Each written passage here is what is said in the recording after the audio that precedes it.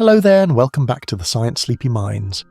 You're standing on a grated catwalk deep beneath the surface of the Earth. Cold steel groans softly underfoot. The only light comes from a few flickering LEDs and the occasional strobe of some colossal machine spinning up nearby. Everything hums, not with life exactly, but with energy. A cavern carved out of bedrock surrounds you, housing one of humanity's most ambitious creations, a particle collider. Somewhere behind walls of lead, vacuum chambers, and superconducting magnets, atoms are about to be slammed together at nearly the speed of light. The reason? Antimatter. It's not glowing red like in the movies. It's not floating ominously in a glass orb. It's less glamorous apocalypse juice, and more invisible, extremely shy, and 100% ready to erase anything it touches. A single mistake down here, just a microscopic misalignment, and the tiniest speck of antimatter could trigger an explosion that levels entire city blocks. You probably won't survive this. So before you get comfortable, take a moment to like the video and subscribe, but only if you genuinely enjoy what I do here. And hey, drop your location and local time in the comments. I love knowing where in the world you're drifting off from. Now, dim the lights, maybe turn on a fan for that soft background hum, and let's ease into tonight's journey together. You begin by walking past rows of cryogenic lines, tubes encased in frost that pump liquid helium to chill giant superconducting magnets. Everything here exists to tame the tiniest particles known to physics, to steer them in perfect arcs, and to coax out the briefest, most elusive flashes of antimatter. You can't see them with your eyes. The collisions happen inside vacuum chambers the size of tractor trailers, buried in a ring that stretches for miles. When two protons finally crash into each other at a fraction below light speed, something truly bizarre happens. Most of the time it's debris, shards of other particles that we already know, but every now and then, out of the chaos, a positron, maybe an antiproton, the anti-versions of the particles we're made of. They wink into existence, stay for a fraction of a second, and then, poof, vanish as soon as they touch ordinary matter. This is where your night begins. Inside a place where the universe's symmetry is quietly, temporarily restored. Antimatter isn't just science fiction flair, it's very real and very powerful. It's the exact opposite of matter in electric charge and a few other quantum properties, but with the same mass. That makes it dangerous. Because when matter and antimatter meet, they don't cancel out, they annihilate. All of their mass turns into energy, E equals mc squared energy. The kind of energy that once flattened Hiroshima, only compressed into a sugar cube-sized package. Now imagine a whole gram of antimatter. You wouldn't need to drop it. Just letting it touch anything would be enough. No chemical fuse, no electronic detonator, just contact. That's it.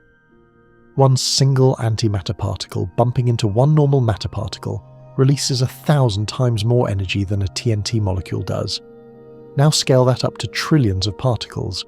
Cities don't stand a chance. The collider below your feet makes maybe a dozen antihydrogen atoms per day. That's how delicate this is. But that's also how precise our instruments have become. You reach the control room, a low-lit space with wall-to-wall monitors and the gentle clatter of keyboards. A screensaver drifts by, showing a stylized atom spinning in space. You glance at the log. Today they captured 5 antihydrogen atoms. 5. Not 5 grams, not 5 nanograms, 5 atoms. They're being held inside something called a penning trap. Imagine a bottle with no walls, only fields, magnetic and electric forces working in harmony to keep those atoms suspended in perfect balance. If any one of those traps were to fail, those atoms would drift until they touched something. A wall, a wire, a stray molecule of air, and then pop. Not a city-leveling boom, but a little release of gamma radiation. Harmless this time. Still, you start to wonder. What if the trap didn't hold 5 atoms, but 5 milligrams? What if someone found a way to create antimatter en masse, to bottle it, to unleash it? Historians still argue whether the Manhattan Project ever toyed with the idea. Some declassified documents hint at theoretical notes, but antimatter remained out of reach then, and largely still is today. You sip your coffee even though it's 2:42 a.m. Outside, the world is silent.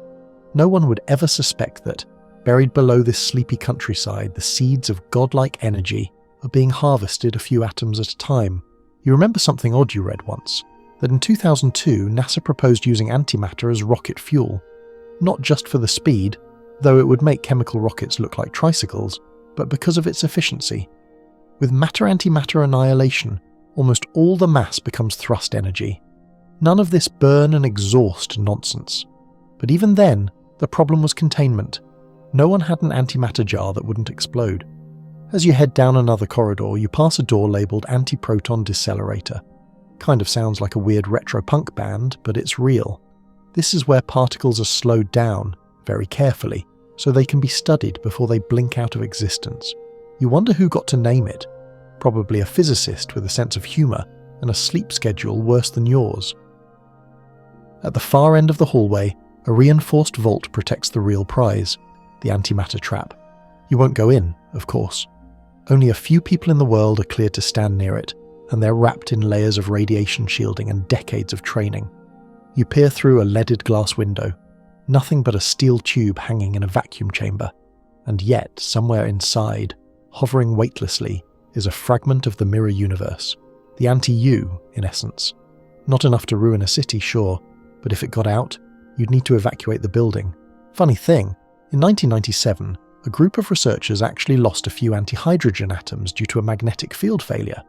It didn't make the news, too small to cause harm, but someone somewhere definitely changed their pants.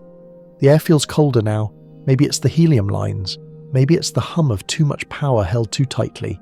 You take a step back. Antimatter might be beautiful, but it is not safe. You realise that if you ever truly touched it, if your finger so much as grazed a grain, you wouldn't have time to scream. Just a flash, a roar, a crater. Still want to see what's next. You pause outside the vault and try to imagine what it would feel like to hold antimatter. Would it hum in your hand, radiate heat? Would it tickle, or would your body vanish before your nerves even got the memo? The truth is, it wouldn't feel like anything. The moment it touched your palm, both you and the antimatter would cease to exist in that form. Just pure energy left behind. A burst of radiation, a shockwave, a fireball. That's the terrifying beauty of it. Because antimatter isn't just destructive, it's precise. Clean, even. No lingering fallout like in nuclear explosions, just immediate and complete conversion. But to understand why, you have to get to know the thing itself. Let's rewind. Antimatter is, quite literally, matter's opposite. It's not just evil mirror universe fanfic nonsense, it's real physics. For every known particle in the standard model, protons, electrons, neutrons, and so on, there exists an antiparticle. Same mass, same spin, but opposite charge. So where the electron is negative, its evil twin, the positron, is positive. A proton, positively charged. Its opposite number, the antiproton, negatively charged. And neutrons? Well, those are neutral, but their antimatter equivalents still exist. They're just a bit trickier to spot because the differences lie in deeper quantum properties, like something called baryon number, which we won't dive into right now because that will definitely not help you sleep. The weirdest part. Antimatter isn't unnatural. It's not some Frankenstein particle we cooked up in a lab.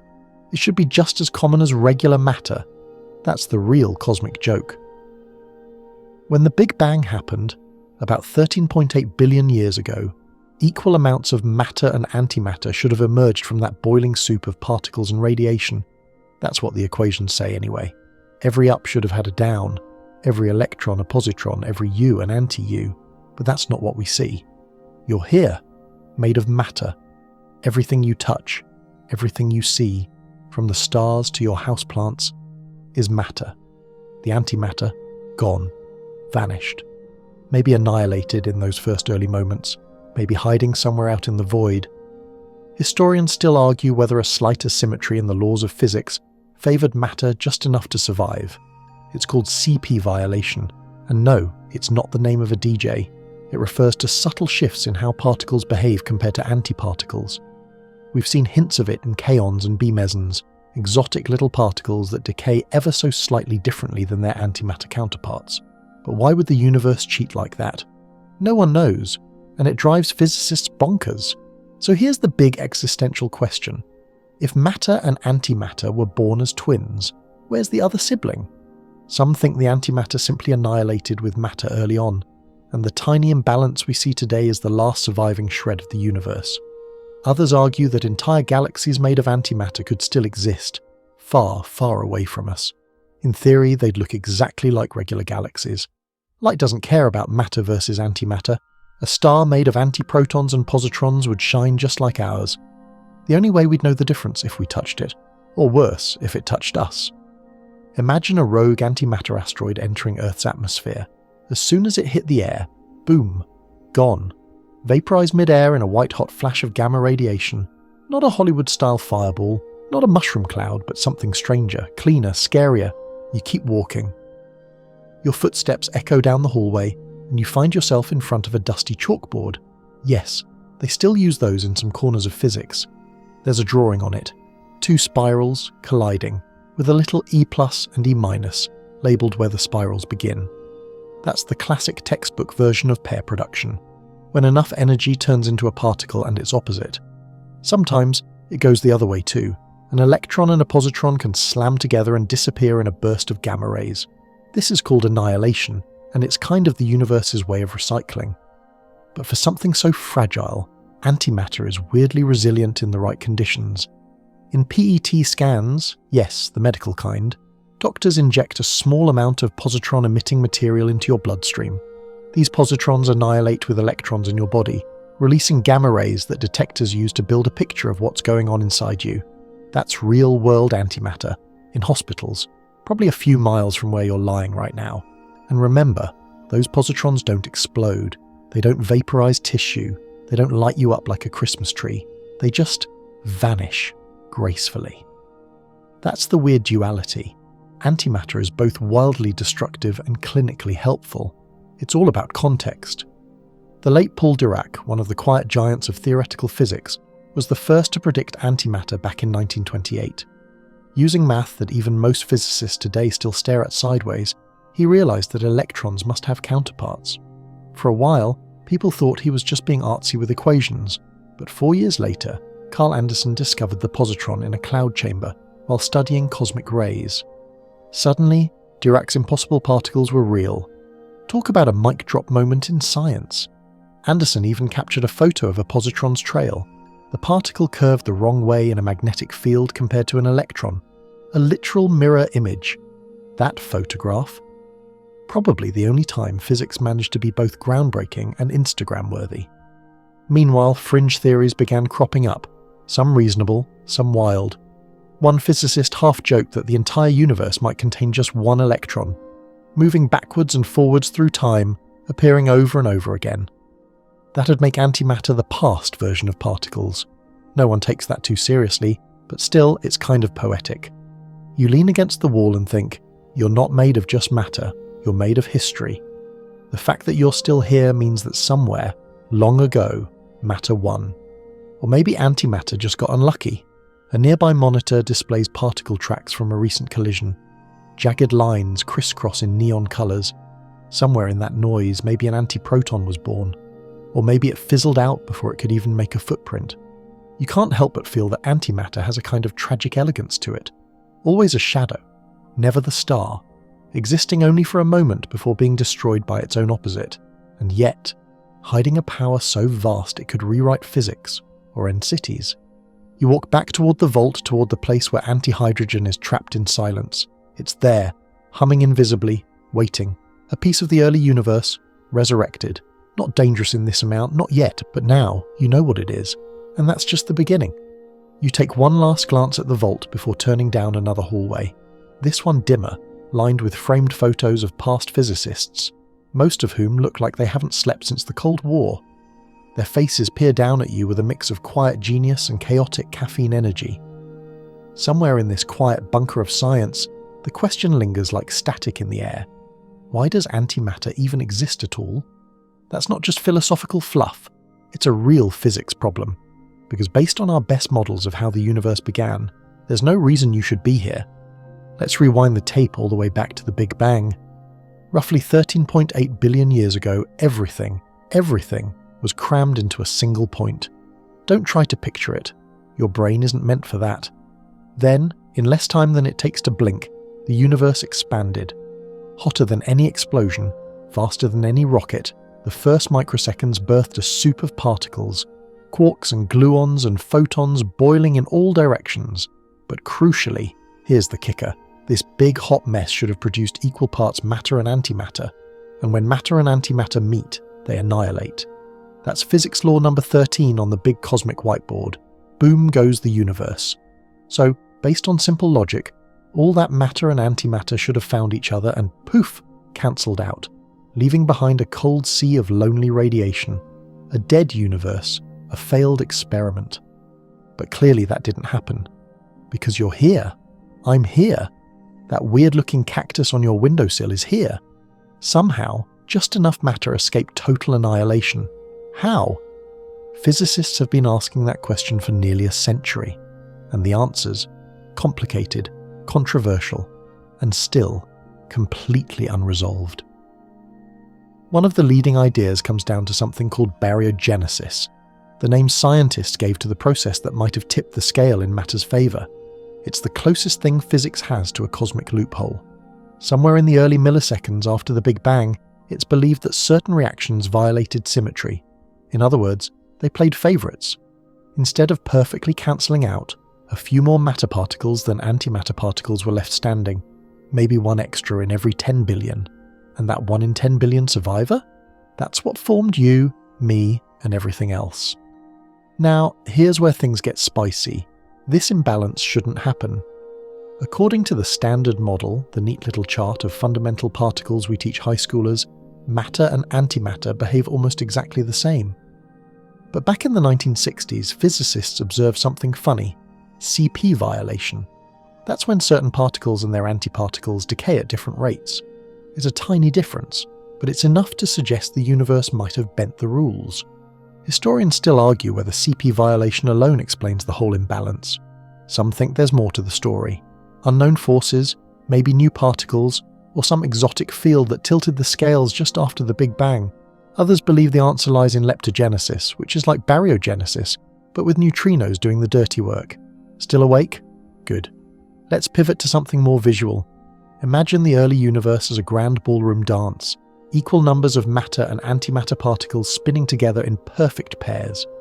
Then, suddenly, a strobe light flashes, a beat drops, and just like that, a handful of matter dancers lose their partners. The antimatter ones vanish, leaving behind a small group of awkward survivors. Those awkward dancers, they became stars, planets, chickens, interns, everything. It's one of the deepest mysteries in modern physics, and no lab has cracked it.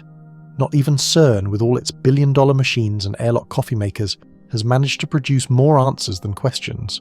In 2010, CERN began the Aegis experiment. Yes, they love their acronyms. The goal? To compare how antimatter reacts to gravity. Do antiatoms fall down or up? Because if antimatter doesn't behave the same way under gravity, that could explain a lot. Imagine if early antimatter simply floated away while matter clumped together to form galaxies. Suddenly the imbalance isn't mysterious, it's just a matter of float versus fall. But here's the plot twist. We still don't know the answer. As of this recording, the most recent experiments suggest that antimatter does fall downward, just like matter. But those results are tentative, delicate, and in physics, tentative is just a polite way of saying, we'll probably rewrite this in 5 years. And so the mystery persists. The asymmetry, the imbalance, the almost annihilation that spared just enough matter for Love Songs Pizza and reruns of your favourite sitcom. Of course, not everyone believes the answers lie in physics alone. Some fringe thinkers suggest the universe did annihilate completely, and we're just a quantum echo, a fluctuation, a sort of holographic memory projected from the edge of time. Others claim we live in the afterimage of a cosmic mirror, one universe made of matter, another of antimatter, forever separated by some invisible dimensional boundary. Are those ideas fringe? Absolutely. Are they kind of cool to imagine as you're falling asleep? Also, yes. But even within the bounds of mainstream science, the antimatter question keeps tightening its grip. It's like a loose thread on the universe's sweater, and every time we tug on it, we expect the whole thing to unravel. And yet, the sweater holds. You reach the stairwell and begin the slow climb back up. The collider hums below, silent to the world above. On the surface, it's just another peaceful night. Maybe a fox darts through the trees. Maybe someone nearby is scrolling on their phone, unaware that miles beneath their feet, physicists are trying to solve a cosmic crime scene. You step out into the night air. It smells like ozone and damp earth. The stars overhead twinkle, just a little less mysterious now. Every one of them is a monument to matter's survival, and everyone reminds you that someone, tilted the cosmic scales. But who? Or what? That's tomorrow's question. For now, you've earned some sleep. The next morning, the collider is quieter, not because it's off, but because your senses have adjusted. That persistent subsonic hum is just part of the atmosphere now, like breathing or the buzz of a lazy fly in a summer room. The night's questions still echo somewhere in your mind. Why antimatter exists is one thing, but here's something even stranger. We've made it. On purpose. You step into a lab wing labeled with what can only be described as pure sci-fi branding. Antiproton decelerator, AD. No, it's not a typo. Yes, it's real. Here, human beings create antimatter every single day, on purpose, and the Earth hasn't exploded. Yet. It all started back in 1932, when Carl Anderson first spotted a positron in a cloud chamber. Remember that? A tiny blip in some vapor trails curving the wrong way in a magnetic field. But it wasn't until decades later that we developed the tools to produce antimatter, not just wait for it to show up. Enter the particle accelerator. You know the idea. Slam particles together at ridiculous speeds and hope something interesting falls out. That something occasionally includes antiparticles, mirror image versions of the things we're made of. Protons? You can knock one hard enough and splinter it into a cloud of exotic offspring, including an antiproton if the conditions are right. It's a bit like taking a baseball bat to a piñata and getting a tiny black hole instead of candy. The first artificial production of antiprotons happened in 1955 at Berkeley's Bevatron. Not a catchy name, but a historic one. The amount of antimatter created was minuscule, but it proved something enormous. Humans could now create a substance that wasn't supposed to exist anymore. And once we made it, we wanted more. You reach a sealed chamber deep in the AD complex. Inside, magnets stronger than any MRI line up in a circle, each cooled with liquid helium to just above absolute zero. The cold is necessary, because any heat, any movement, any touch could cause your hard-earned antimatter to meet regular matter and vanish in a puff of gamma rays. Antimatter doesn't like us. It doesn't want to be here. In a very literal sense, it is repelled by the very concept of being in the same room with us. That's why we have to trap it, cage it, like some quantum tiger, and our best cages, fields not walls, electromagnetic traps, penning traps to be specific, are devices that use electric and magnetic fields to suspend charged particles in empty space. No touching allowed. You're basically juggling atoms inside a vacuum with invisible fingers, hoping they never brush against the wrong side of reality. It's been done, many times. In fact, in 1995, a team at CERN successfully created 9 atoms of antihydrogen. That may sound pathetic, 9 whole atoms, but in antimatter terms, it was historic. The researchers used a combination of cooled antiprotons and positrons, merged them together inside a magnetic trap, and held them in place just long enough to say, yes, we've done it. It wasn't until 2010, though, that the Alpha experiment, another acronym of course, managed to trap antihydrogen for a full 172 milliseconds. That's nearly 0.2 of a second. Doesn't sound impressive? It's enough time for you to blink 4 times, or for the universe to collapse if it were feeling dramatic. That was a game changer, because now physicists could study antimatter's behavior in more detail, see if it obeyed gravity, watch how it interacted with light, compare it, atom for atom, with its regular hydrogen sibling. But here's the problem. Every single time we make antimatter, we lose most of it. It's like trying to catch snowflakes in a furnace. Even the tiniest mistake, just one ion out of place, and pop, it's gone, annihilated, and taking your expensive equipment with it if you're not careful. Here's a fun fact to keep you up at night. The total amount of antimatter ever produced by humans, over decades of particle smashing, adds up to less than a few dozen nanograms. That's less than a single grain of salt. If you converted all of that into energy, you might have enough to boil a teacup of water. So no, you can't make an antimatter bomb in your garage. Yet. Of course, some people are trying to scale up. Not in a mad scientist in a volcano lair kind of way, but in pursuit of pure science. The more antimatter you can create and trap, the more accurately you can test the deepest laws of the universe. One of the most recent breakthroughs? In 2021, CERN managed to hold antihydrogen for over 1,000 seconds. That's over 16 minutes, an eternity in quantum physics, enough time to microwave a burrito, realize it's still frozen in the middle, and nuke it again. And during that time, they tested how antihydrogen reacted to laser light, probing its spectral fingerprint. The results? So far, it behaves exactly like hydrogen. Same absorption lines, same reactions, which is frustrating because physicists are hoping for differences. Something, anything to explain why antimatter lost the cosmic war. So far, nothing. It behaves like the good twin, quiet, predictable, hauntingly perfect. Fringe theorists have offered alternative explanations. One popular and controversial theory suggests that antimatter might interact differently with dark matter, the mysterious, invisible stuff that makes up most of the mass in the universe. Maybe, just maybe, there's a secret handshake between the two, something we haven't detected yet. Another fringe idea? That antimatter and matter are being constantly regenerated by a higher dimensional process, something leaking in from parallel universes. No evidence for that, of course, but when you're working with particles that shouldn't exist in the first place, the rulebook gets a little fuzzy. You circle back to the observation deck, looking down on the experimental chamber. Lasers flicker softly in vacuum tubes. Cryostats whir. There's a beauty to all of it, a choreography of absolute precision, all to keep something from touching anything at all. And you can't help but smile, because despite the danger, despite the loss rate, and despite the infinitesimal quantities, we're doing it. Humanity is making antimatter, holding it, studying it, maybe even understanding it, one atom at a time, and yet the tension never goes away. The idea that all of this, billions of dollars of equipment, decades of theory, thousands of safety protocols, exists to stop just one thing from happening. Contact, one slip-up, one failed magnet, one atom of antihydrogen slipping through the wrong gap. That's all it would take. Not to destroy the planet, don't worry, not yet, but to rupture a chamber, fry a detector, maybe cook the experimenters in a gamma burst, and it hasn't happened. Yet. But the stakes are always just under the surface, and that's what makes it beautiful. You press your forehead to the glass and watch the containment chamber hum with quiet menace.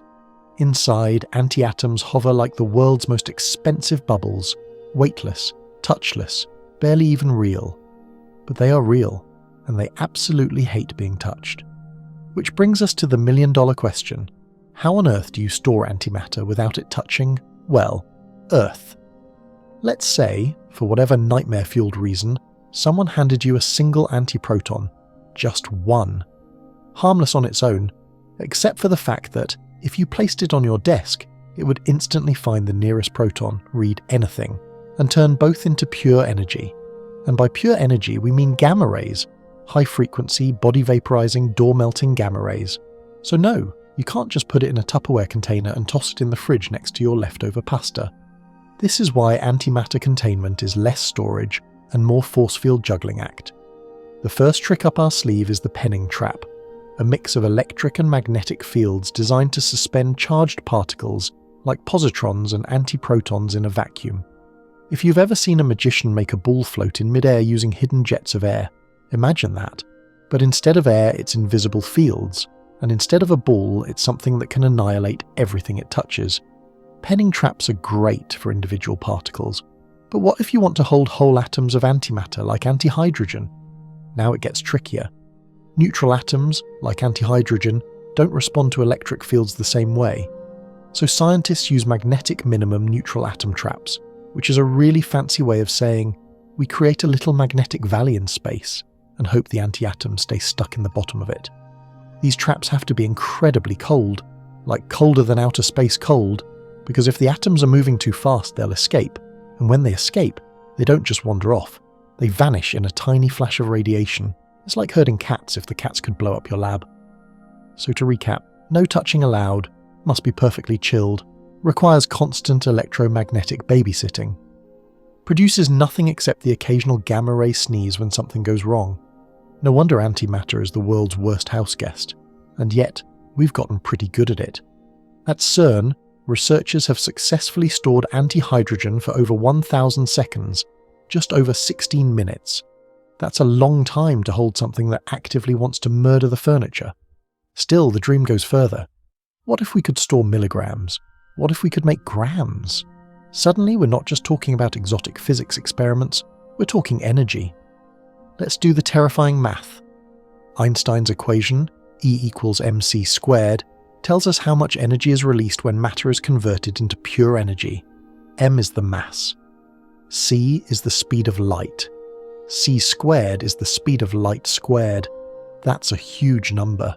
So even a tiny amount of antimatter annihilating with matter, say 1 gram of each, produces 90 trillion joules of energy. That's the equivalent of 21 kilotons of TNT.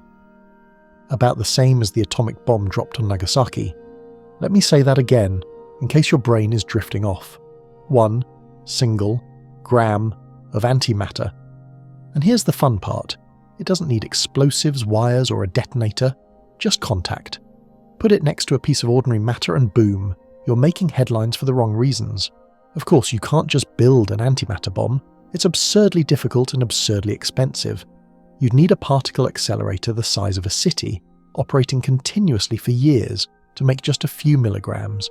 And then you'd need to store it in a perfectly isolated trap that can't fail, ever. Not during transport, not in battle, not even when someone sneezes near the power supply.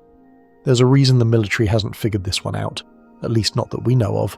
More on that when we get to section 7, cue suspenseful music. Right now, the biggest challenge isn't making more antimatter, it's not losing the tiny amount we already have. For every particle we create, thousands are lost in collisions with residual gas molecules, unstable field zones, or just plain clumsy lab conditions. That's why researchers are now exploring more creative storage methods. Some suggest using plasma traps, or even magnetically levitated storage rings. Imagine a tiny racetrack of electromagnetic force, where antimatter particles race around forever without touching the walls. A high-stakes NASCAR for deadly particles. Others propose space-based containment.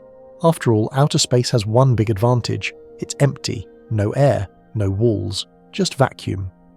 If you could deploy a small satellite with a magnetic containment chamber, you might have the first truly stable antimatter storage system. Of course, the idea of launching antimatter into orbit comes with its own thrilling nightmare scenarios. Imagine a malfunction, a failed re-entry, a stray collision with space debris. There's a reason NASA has tread very, very carefully here. But the appeal is undeniable. If we could figure out how to store and handle antimatter safely, we'd unlock energy densities that make nuclear fission and fusion look like campfires. Interstellar propulsion, clean microreactors, medical isotopes with insane precision. It's the stuff of science fiction, but it's real, and we've already made the first steps. Even still, fringe science has offered some creative solutions.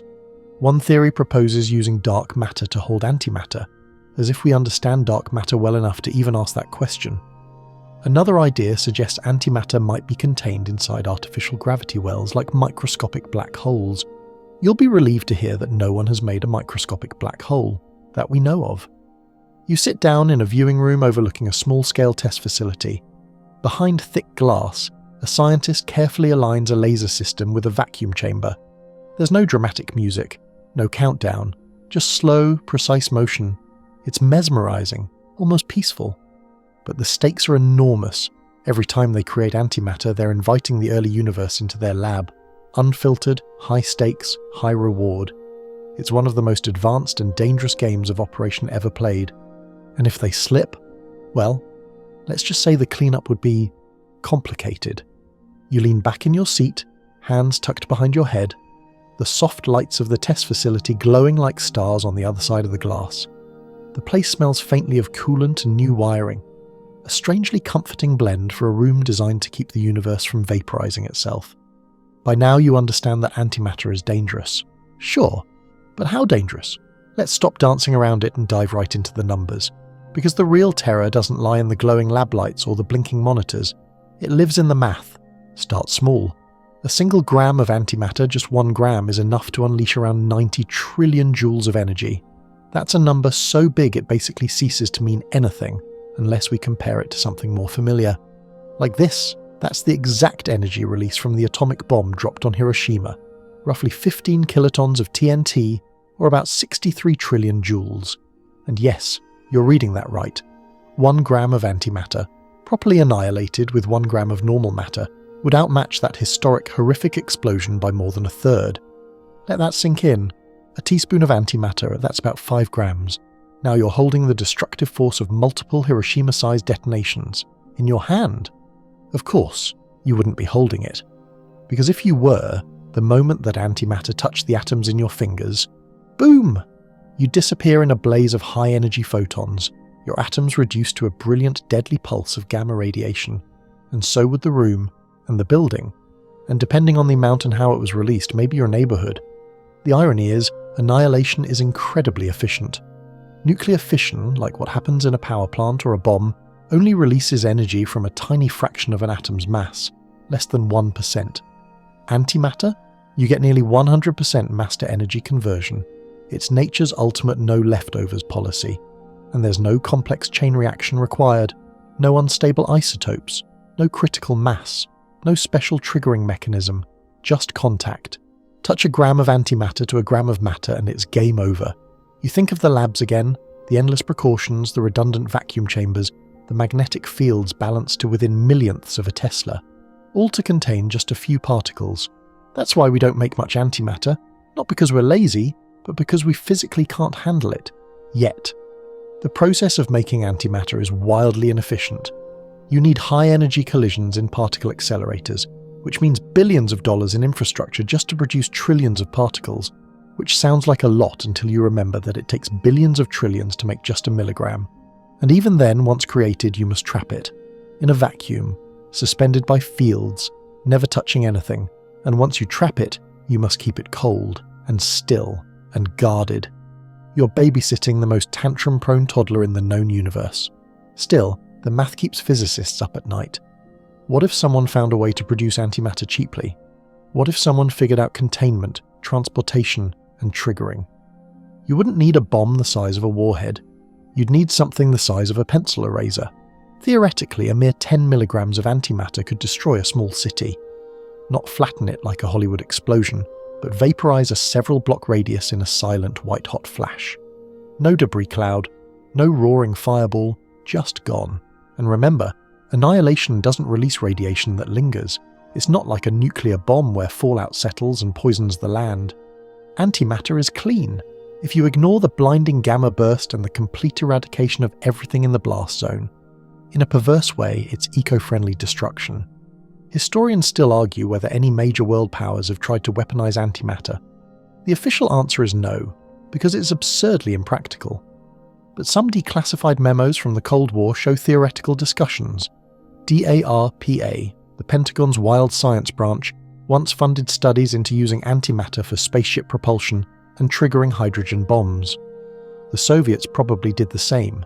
Even now, rumors circulate about top-secret defense programs trying to harvest positrons for directed energy weapons. Nothing proven, nothing public. But the technology is crawling forward. The science is moving from impossible to inconvenient, and from there to maybe. The implications go beyond weapons. Think about energy. If we could store even micrograms of antimatter safely, we could create power sources unlike anything on Earth. No fuel rods, no cooling towers, just annihilation reactors. Small, efficient, endlessly powerful. 1 gram of antimatter could power New York City for a day. The reason we don't? Because we can't. Not yet. And yet, there's something about the math that gnaws at you. The simplicity of it. The elegance. Matter plus antimatter equals energy. That's it. No mystery chemicals, no unstable isotopes, no combustion, no waste. Just a clean subtraction of mass, leaving behind nothing but light and force. Some say it's the most perfect weapon ever imagined. You glance up at the ceiling, imagining what would happen if the containment system failed. Not catastrophically, but just enough. A sudden magnetic slip, a power fluctuation, a drifting particle escaping the trap and hitting the chamber wall. Would it be loud? Blinding? Would the blast echo down the corridors like a jet engine or just snap and vanish into silence? Probably both. The gamma rays from the reaction would flash before any sound could travel.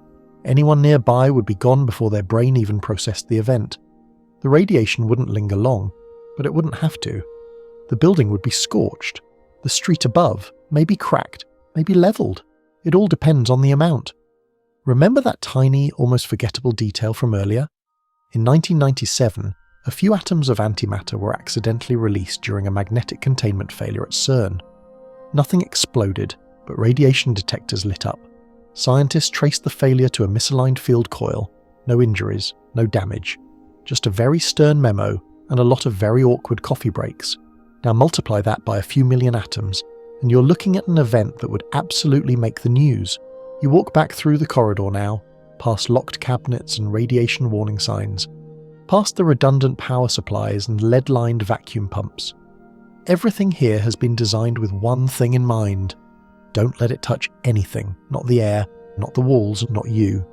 Because no matter how advanced the technology becomes, no matter how clever our traps or cold our vacuums, antimatter will always be one microscopic accident away from becoming everything. And nothing.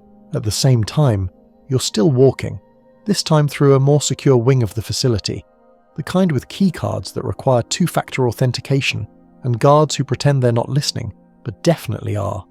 You pass a door with a red placard that simply reads, "Restricted, weaponization research not permitted," which is cute. Because here's the thing, whenever humanity discovers something absurdly powerful, someone somewhere immediately tries to figure out how to use it to blow something up. It's practically a tradition. So tonight, let's talk about the shadowy line between science fiction and military ambition. The possibility of weaponized antimatter. Cue the ominous music. Let's rewind to the 1950s and 60s, right when we just split the atom and decided that building nuclear bombs the size of apartment buildings was a perfectly normal hobby for a superpower. During this same golden age of dangerous optimism, theoretical physicists started whispering about antimatter. If a few milligrams could release the same energy as a nuclear bomb, why not skip the uranium and just use that? Well, someone listened. In the 1980s, the US Department of Defense quietly funded a number of antimatter studies.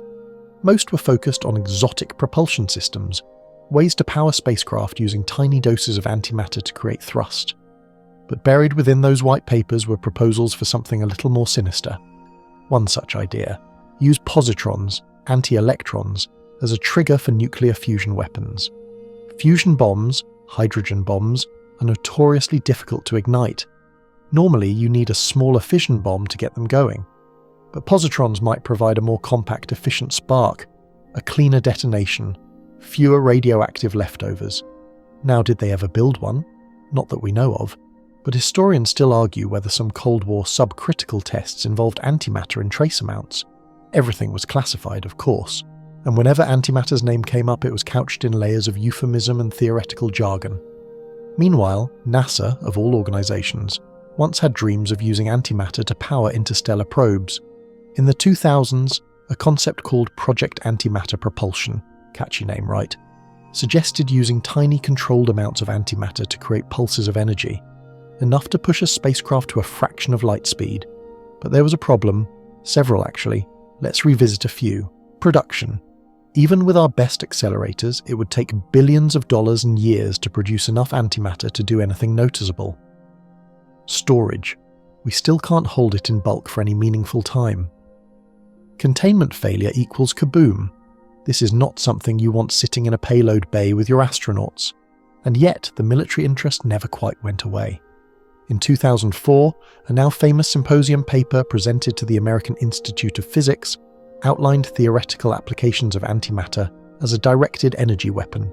Think, beams of antimatter particles fired at targets, causing instant annihilation on contact. The energy levels? Comparable to tactical nukes, but far more precise, and crucially, without the fallout, which, if you're a strategist, sounds pretty appealing. Fringe rumours, the kind you get from the darkest corners of ex-military Reddit threads, even claim that micrograms of antimatter have been tested in classified labs. No photos, no evidence, just hearsay and a few ominous "can't comment on that" interviews. But here's where reality keeps science fiction in check. Even if you somehow created a gram of antimatter, you'd need a containment system the size of a car, running at cryogenic temperatures, powered by an uninterrupted energy source, isolated from vibration, static, temperature shifts, and, oh right, gravity. Good luck mounting that to a missile. Still, the possibility is enough to keep people nervous. Let's paint a hypothetical. Imagine a device no bigger than a soda canister, containing just 10 milligrams of antimatter suspended magnetically in a perfect vacuum. It's transported via drone to a city centre, maybe under the guise of a standard package delivery. A signal is sent, the containment field fails, contact occurs. Result? A white-hot sphere of radiation and energy roughly equivalent to several thousand tons of TNT. Not an all-consuming fireball, but an immediate vaporization of everything in the blast radius, followed by a gamma burst capable of cooking electronics and unlucky living things in the surrounding area. No radiation fallout, no lingering contamination, no trail of enriched uranium, just absence. A surgical strike by the universe's own rules of subtraction. But even with all the theory, we're still stuck with one immovable truth. Antimatter is a logistical nightmare, and militaries hate logistical nightmares. You can't field test it. You can't manufacture it at scale. You can't put it on a ship and sail it around without risking accidental Hiroshima. And if the enemy captures it, now they have it. Unless, of course, it touches anything on the way over, which it probably will. So for now, the idea of weaponized antimatter remains where it belongs, in science fiction. You remember Star Trek, of course. Their starships are powered by antimatter-matter annihilation reactors. It's how the warp core generates enough juice to bend space-time and skip town before the Romulans show up. Technobabble, sure, but rooted in real science. Or Angels and Demons, the Dan Brown thriller where a few grams of stolen antimatter threaten to destroy Vatican City. The science? Atrocious. The concept? Surprisingly plausible, minus the fact that CERN has never and will never produce grams of antimatter to leave lying around in glowing vials. Sorry, Tom Hanks. Hollywood loves antimatter because it's clean, it glows, it fits in a tube, and it explodes with dramatic finality. Reality, of course, is messier. No glow, no neat storage tubes, just invisible traps and the constant anxiety of did we accidentally build a city killer?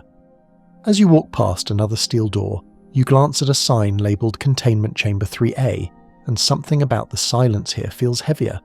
Not because there's a secret bomb ticking away behind the door, but because what's in there, even in trace amounts, could be used that way. You ask yourself a question. If someone did crack the antimatter code, production, storage, portability, would they tell anyone? Would they have to?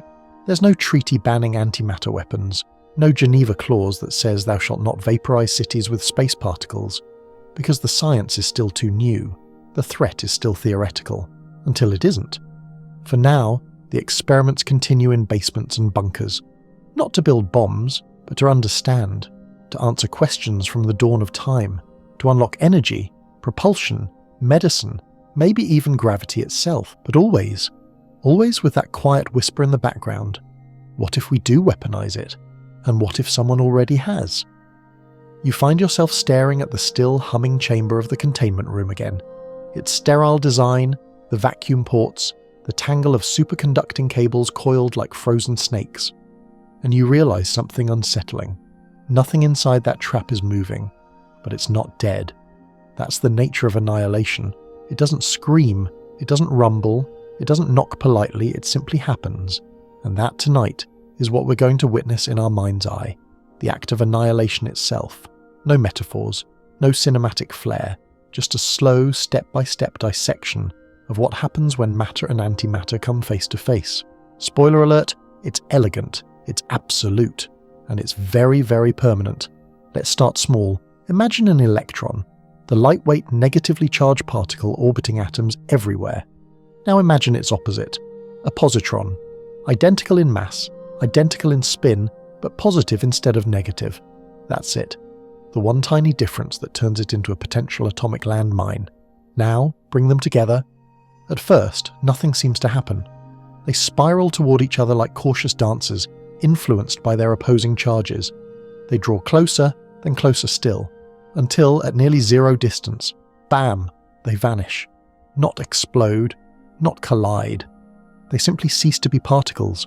What's left behind is pure energy in the form of gamma-ray photons, very high-frequency light, utterly invisible to your eyes, but more than capable of burning through flesh, metal, and memory foam mattresses. This is annihilation. The total mass of the two particles is turned into energy with perfect efficiency. Not a scrap left, No smoke, no ash. Just two pulses of energy that go streaking off into the void like murderously cheerful starlight. And here's the terrifying beauty of it. This isn't a chemical reaction. There are no byproducts, no leftovers, just the complete conversion of stuff into boom. Now scale that up. Let's say you have a proton and an antiproton, larger particles made of quarks. When these meet, the result is more chaotic. You get something called hadronic annihilation, which is just a fancy way of saying this gets messy. Instead of two neat gamma rays, the annihilation creates a flurry of pions, gamma rays, neutrinos, and sometimes more exotic particles, depending on the energy involved. The pions may decay further, creating secondary radiation and energy pulses, but don't let the chaos fool you. The total mass still converts to energy. That rule doesn't break, it just takes a more scenic route. Now, if you're wondering what happens if you annihilate atoms of matter and antimatter, like hydrogen and antihydrogen, the process scales up again. But the end result is the same. You get an explosion of gamma rays, neutrinos, and energetic particles. No dust, no crater walls, no residue. Just emptiness where something used to be. In 2002, scientists at CERN observed the annihilation of individual antihydrogen atoms for the first time. These were trapped inside magnetic fields and then deliberately released to study the annihilation process. The results were exactly as predicted. The anti-atoms met their counterparts and vanished, leaving behind measurable gamma radiation. Controlled annihilation. That's the dream. Except in the real world, controlling annihilation is like trying to bottle a thunderclap in a paper bag. It happens at the quantum scale, invisible, instant, and irreversible. The best we can do is create the conditions, release the trap, and measure the afterglow. Historians still argue whether annihilation should even be called destruction.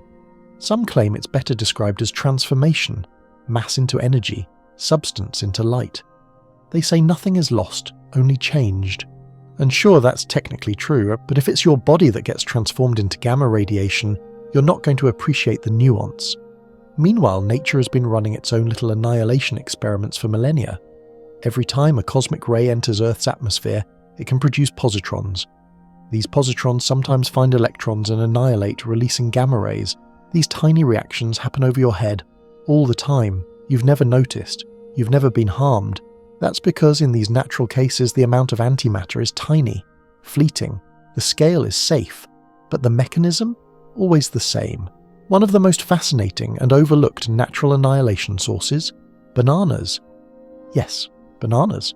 They contain potassium-40, a naturally occurring radioactive isotope.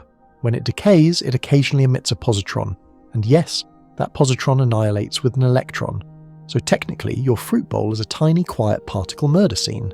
Don't worry. You'd need to eat about 10 million bananas in one sitting for the radiation to harm you. And frankly, if you get through even 100, the radiation won't be what kills you. Another quirky example? Thunderstorms. High-energy lightning strikes can generate gamma-ray flashes and even positron bursts. Some researchers believe that these terrestrial gamma-ray flashes involve natural antimatter reactions high up in the clouds. Imagine that. Nature conducting antimatter physics in a thunderhead, while you hide indoors with tea. Now back in the lab, the implications of annihilation are more than just theoretical. They're practical. They're surgical. One field that's already harnessing this is medical imaging, specifically PET scans.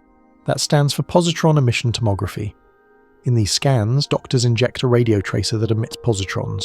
These positrons annihilate with electrons in your body, releasing gamma rays that detectors use to build images of what's going on inside. Yes, your MRI might be boring, but your PET scan, that's antimatter at work, inside you. It's one of the rare cases where annihilation is used not to destroy but to heal, to diagnose, to help. But the underlying process is always the same. A matter particle and its antimatter twin meet and cancel each other into brilliance. The ultimate mic drop, 1 second, an atom. The next, a ripple of light. As you walk the hallway again, you realize something strange. Annihilation isn't violent in the way we expect. It's not messy. It's not cruel. It's silent. Like flipping a switch. Like erasing a line from a chalkboard and leaving no trace of what was written there. That's what makes it worse. It doesn't scream. It whispers. And in that whisper is the voice of the early universe, reminding us how easily everything can disappear.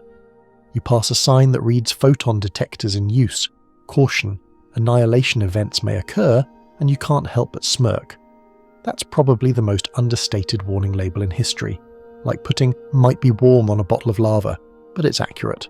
Because in these rooms, in these traps and tubes and cold humming chambers, annihilation is always just a breath away. Not a countdown, not a button, just a moment and a touch. You return to the observation deck again, the world above your head oblivious to the exotic particles dancing in silence beneath the earth.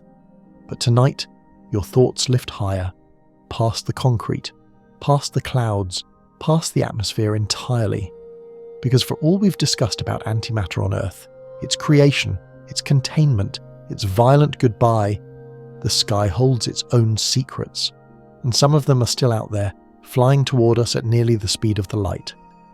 Let's talk cosmic antimatter. Here's the setup. All across the universe, high-energy particles zip through space, occasionally colliding with atoms in the upper layers of Earth's atmosphere. These cosmic rays have been bombarding us for billions of years. They come from stars, supernovae, black holes, and even the mysterious voids between galaxies, and some of them, just a few, are antiparticles. So yes, the Earth is constantly being peppered with tiny flecks of antimatter. You're still alive, so clearly it's not a big problem. But here's where things get interesting. For decades, scientists thought all the antimatter we observe near Earth was created in those high-energy collisions, cosmic rays slamming into other particles and spitting out antiparticles as a kind of debris, like sparks from a grinding wheel.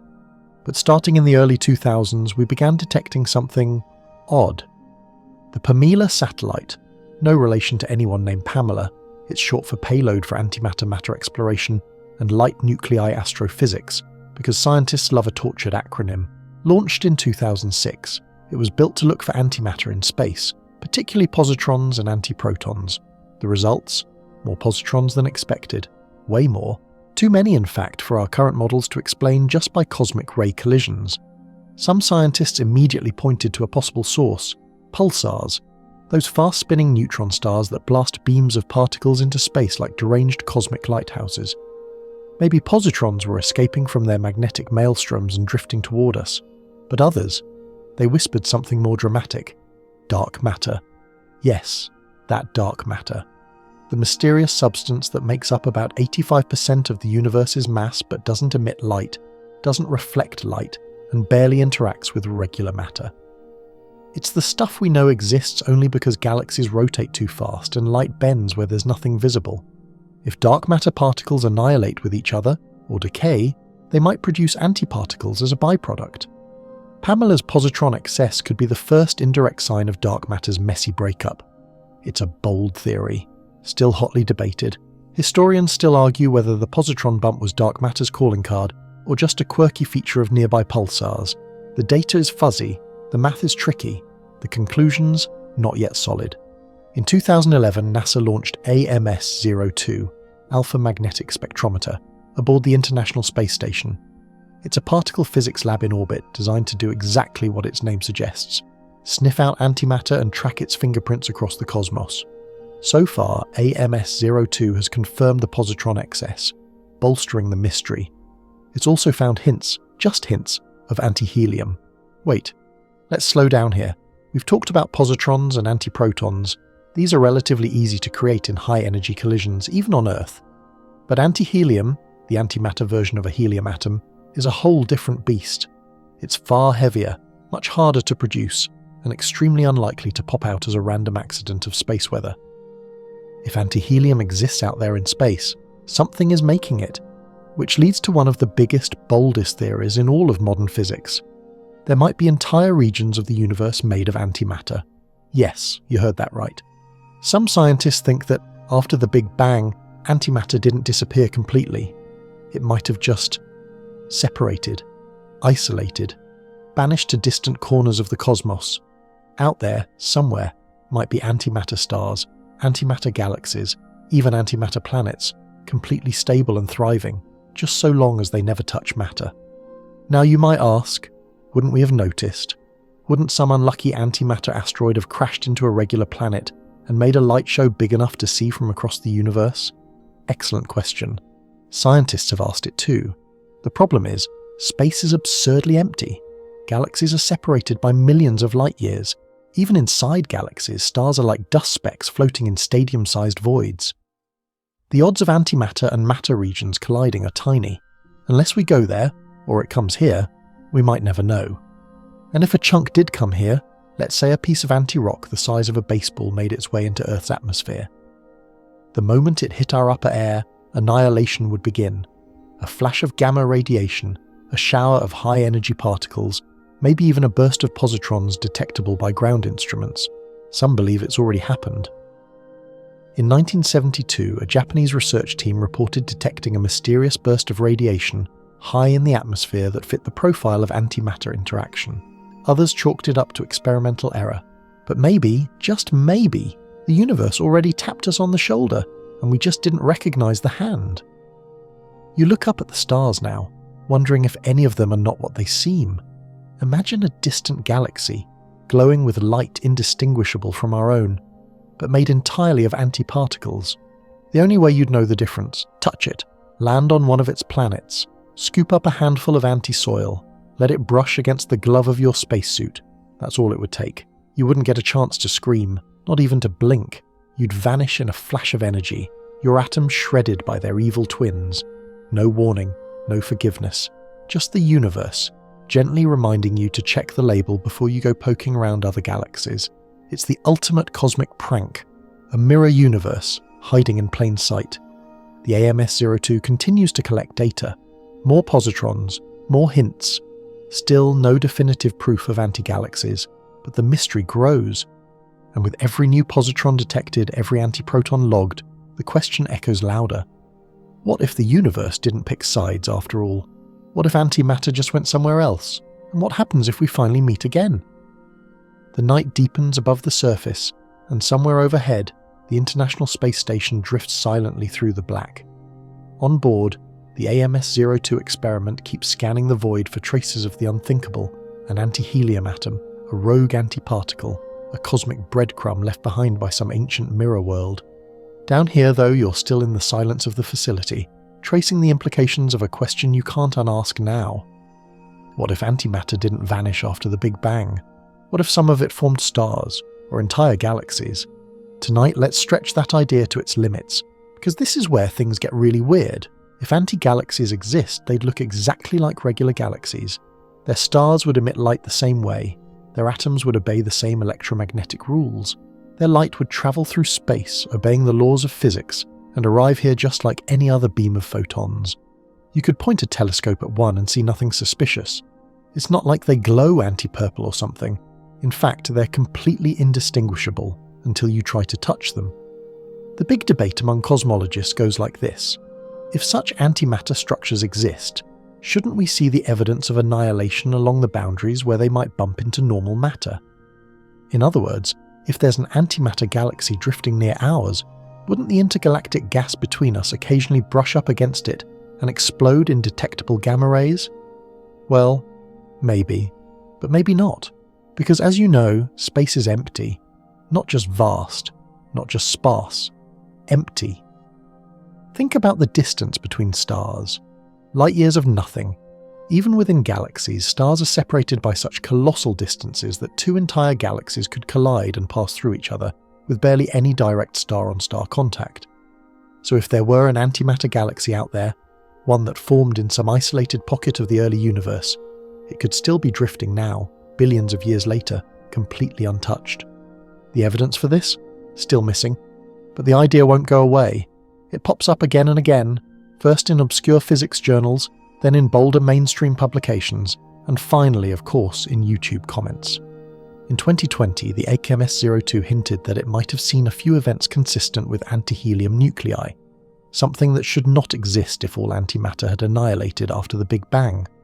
These detections weren't confirmed, and they might have been misread particles, but even the possibility was enough to spark fresh theories. The implications? Enormous, because if we find anti-helium nuclei, that implies that large-scale antimatter structures, like stars, may have formed and survived. Here's how that would work.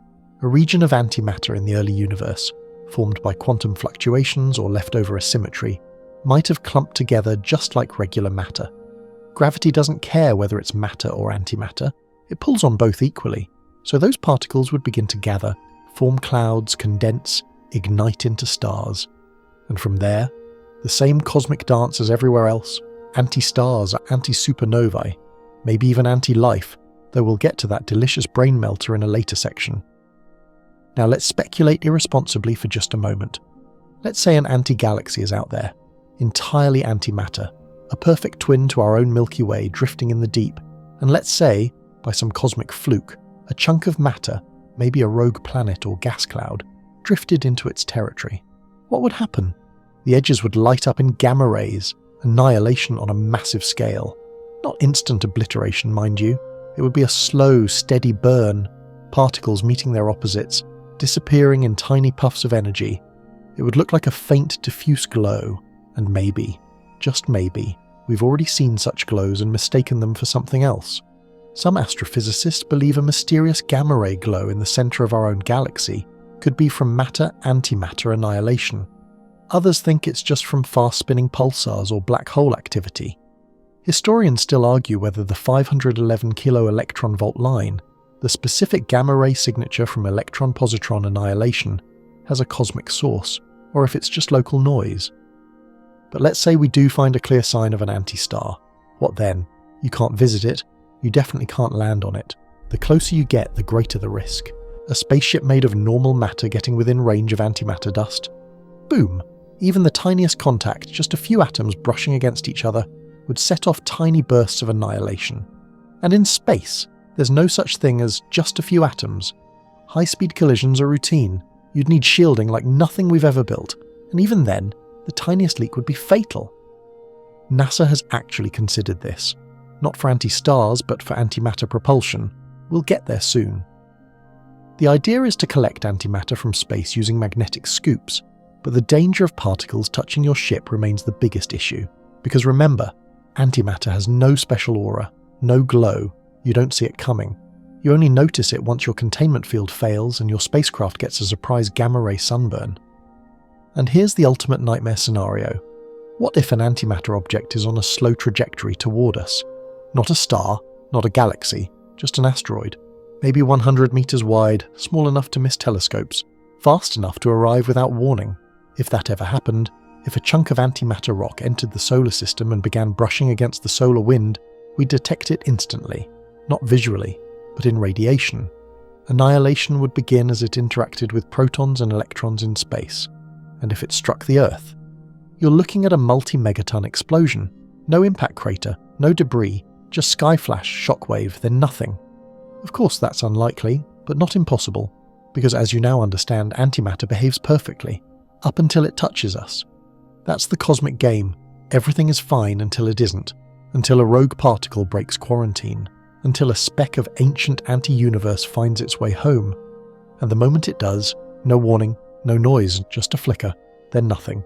You walk through another long corridor, one lined not with blinking particle detectors or cryogenic tubing, but glossy photos and framed printouts of diagnostic scans, cross-sections of brains, lungs, hearts. The walls here feel quieter, less like a research facility and more like a hospital wing, which is fitting. Because for all the terrifying energy antimatter threatens to unleash, here in this part of the building it's doing something gentle, it's helping people. Tonight you're going to see one of antimatter's least expected roles, a tool for healing, and not in a vague, metaphorical way. We're talking medicine, diagnostics, and technology you might have already encountered without realizing it. Let's say you're lying on a narrow table, your head resting in a white cradle, and a strange machine hovers quietly above you. No pain, no sharp tools, just a soft hum and a calm voice telling you to stay still. You're getting a PET scan. PET, short for positron emission tomography, is one of the most advanced medical imaging techniques in the world, and it runs on annihilation. Here's how it works. Doctors inject you with a radiotracer, a compound designed to emit positrons, the antimatter equivalent of electrons. It's usually attached to something like glucose, because your body loves sugar, and the tracer will naturally migrate toward the organs or tissues using the most energy, like your brain or a rapidly growing tumour. As the tracer circulates, those positrons start to do their thing. They drift through your body until they meet an electron. And when they do, You know the answer by now: annihilation. The positron and electron cancel each other out, converting their mass into two gamma-ray photons that shoot off in opposite directions at nearly the speed of light. These photons are detected by the scanner, which uses the data to reconstruct a 3D image of the inside of your body, down to astonishing detail. It's literally your cells lighting up with particle physics. And here's the part that feels so strange after everything you've learned so far. This is safe. The doses are tiny. The annihilation occurs on a microscopic scale. No explosions, no sizzling, just perfect, precise detection, because matter and antimatter, when paired in the right context, can show us what nothing else can. Bananas, remember, naturally emit positrons because of their potassium content. Your body itself contains potassium, so yes, there are annihilations happening inside you right now. Not enough to feel, not enough to harm, just nature doing its quirky little dance. PET scans are used to diagnose everything from Alzheimer's to cancer to heart disease. In many cases, they detect issues far earlier than other imaging techniques. It's antimatter as a life-saving diagnostic, quietly guiding scalpel and strategy alike. And it's not just diagnostics. There's a growing field called antimatter radiotherapy, still in the experimental phase, where researchers are exploring whether antiprotons might one day be used to destroy cancer cells, more precisely than even current proton therapy. The idea is beautifully simple. Use antiprotons instead of protons to bombard a tumour. When they slow down and reach the targeted cells, they annihilate, releasing a localized burst of energy that can do more damage to the cancer than to the healthy tissue nearby. It's not ready yet. The technology is too delicate. The cost is astronomical. But the principle is there. Use annihilation not to erase cities, but to erase tumours. Not to burn, but to heal. And the irony, every time a PET scan happens, antimatter is being created on site. Hospitals with PET scanners have their own miniature cyclotrons, small particle accelerators that produce the positron-emitting isotopes used for imaging. The isotopes decay quickly, so they have to be made just hours before use. It's a carefully orchestrated dance of half-lives and logistics, with teams of technicians ensuring that your positron dose is ready the moment your scan begins. You're not just stepping into a machine, you're stepping into the only place in your city where antimatter is made daily. And not just made, it's handled, injected, tracked, used, and all without fanfare. Imagine if someone from 1950 heard that you can walk into a building, lie down for half an hour and have antimatter injected into your bloodstream, on purpose. They'd assume the world had become a dystopia powered by rogue science fiction authors. But no, it's Tuesday, and your oncologist ordered a scan. Historians still argue whether the discovery of positrons should have earned more practical fame. Carl Anderson, who spotted the first one in 1932, won the Nobel Prize. But few people realize just how deeply his discovery embedded itself into modern medicine. From the star factories of dying galaxies to a quiet room in a city hospital, positrons travel a long way. Of course, there are limitations. The isotopes used in PET scans decay quickly, usually in under 2 hours. They require expert handling and disposal. The equipment is expensive. The protocols are strict. And the logistics? Wild. Some facilities even fly in their radio tracers on scheduled aircraft to ensure delivery within the half-life window. But it's worth it.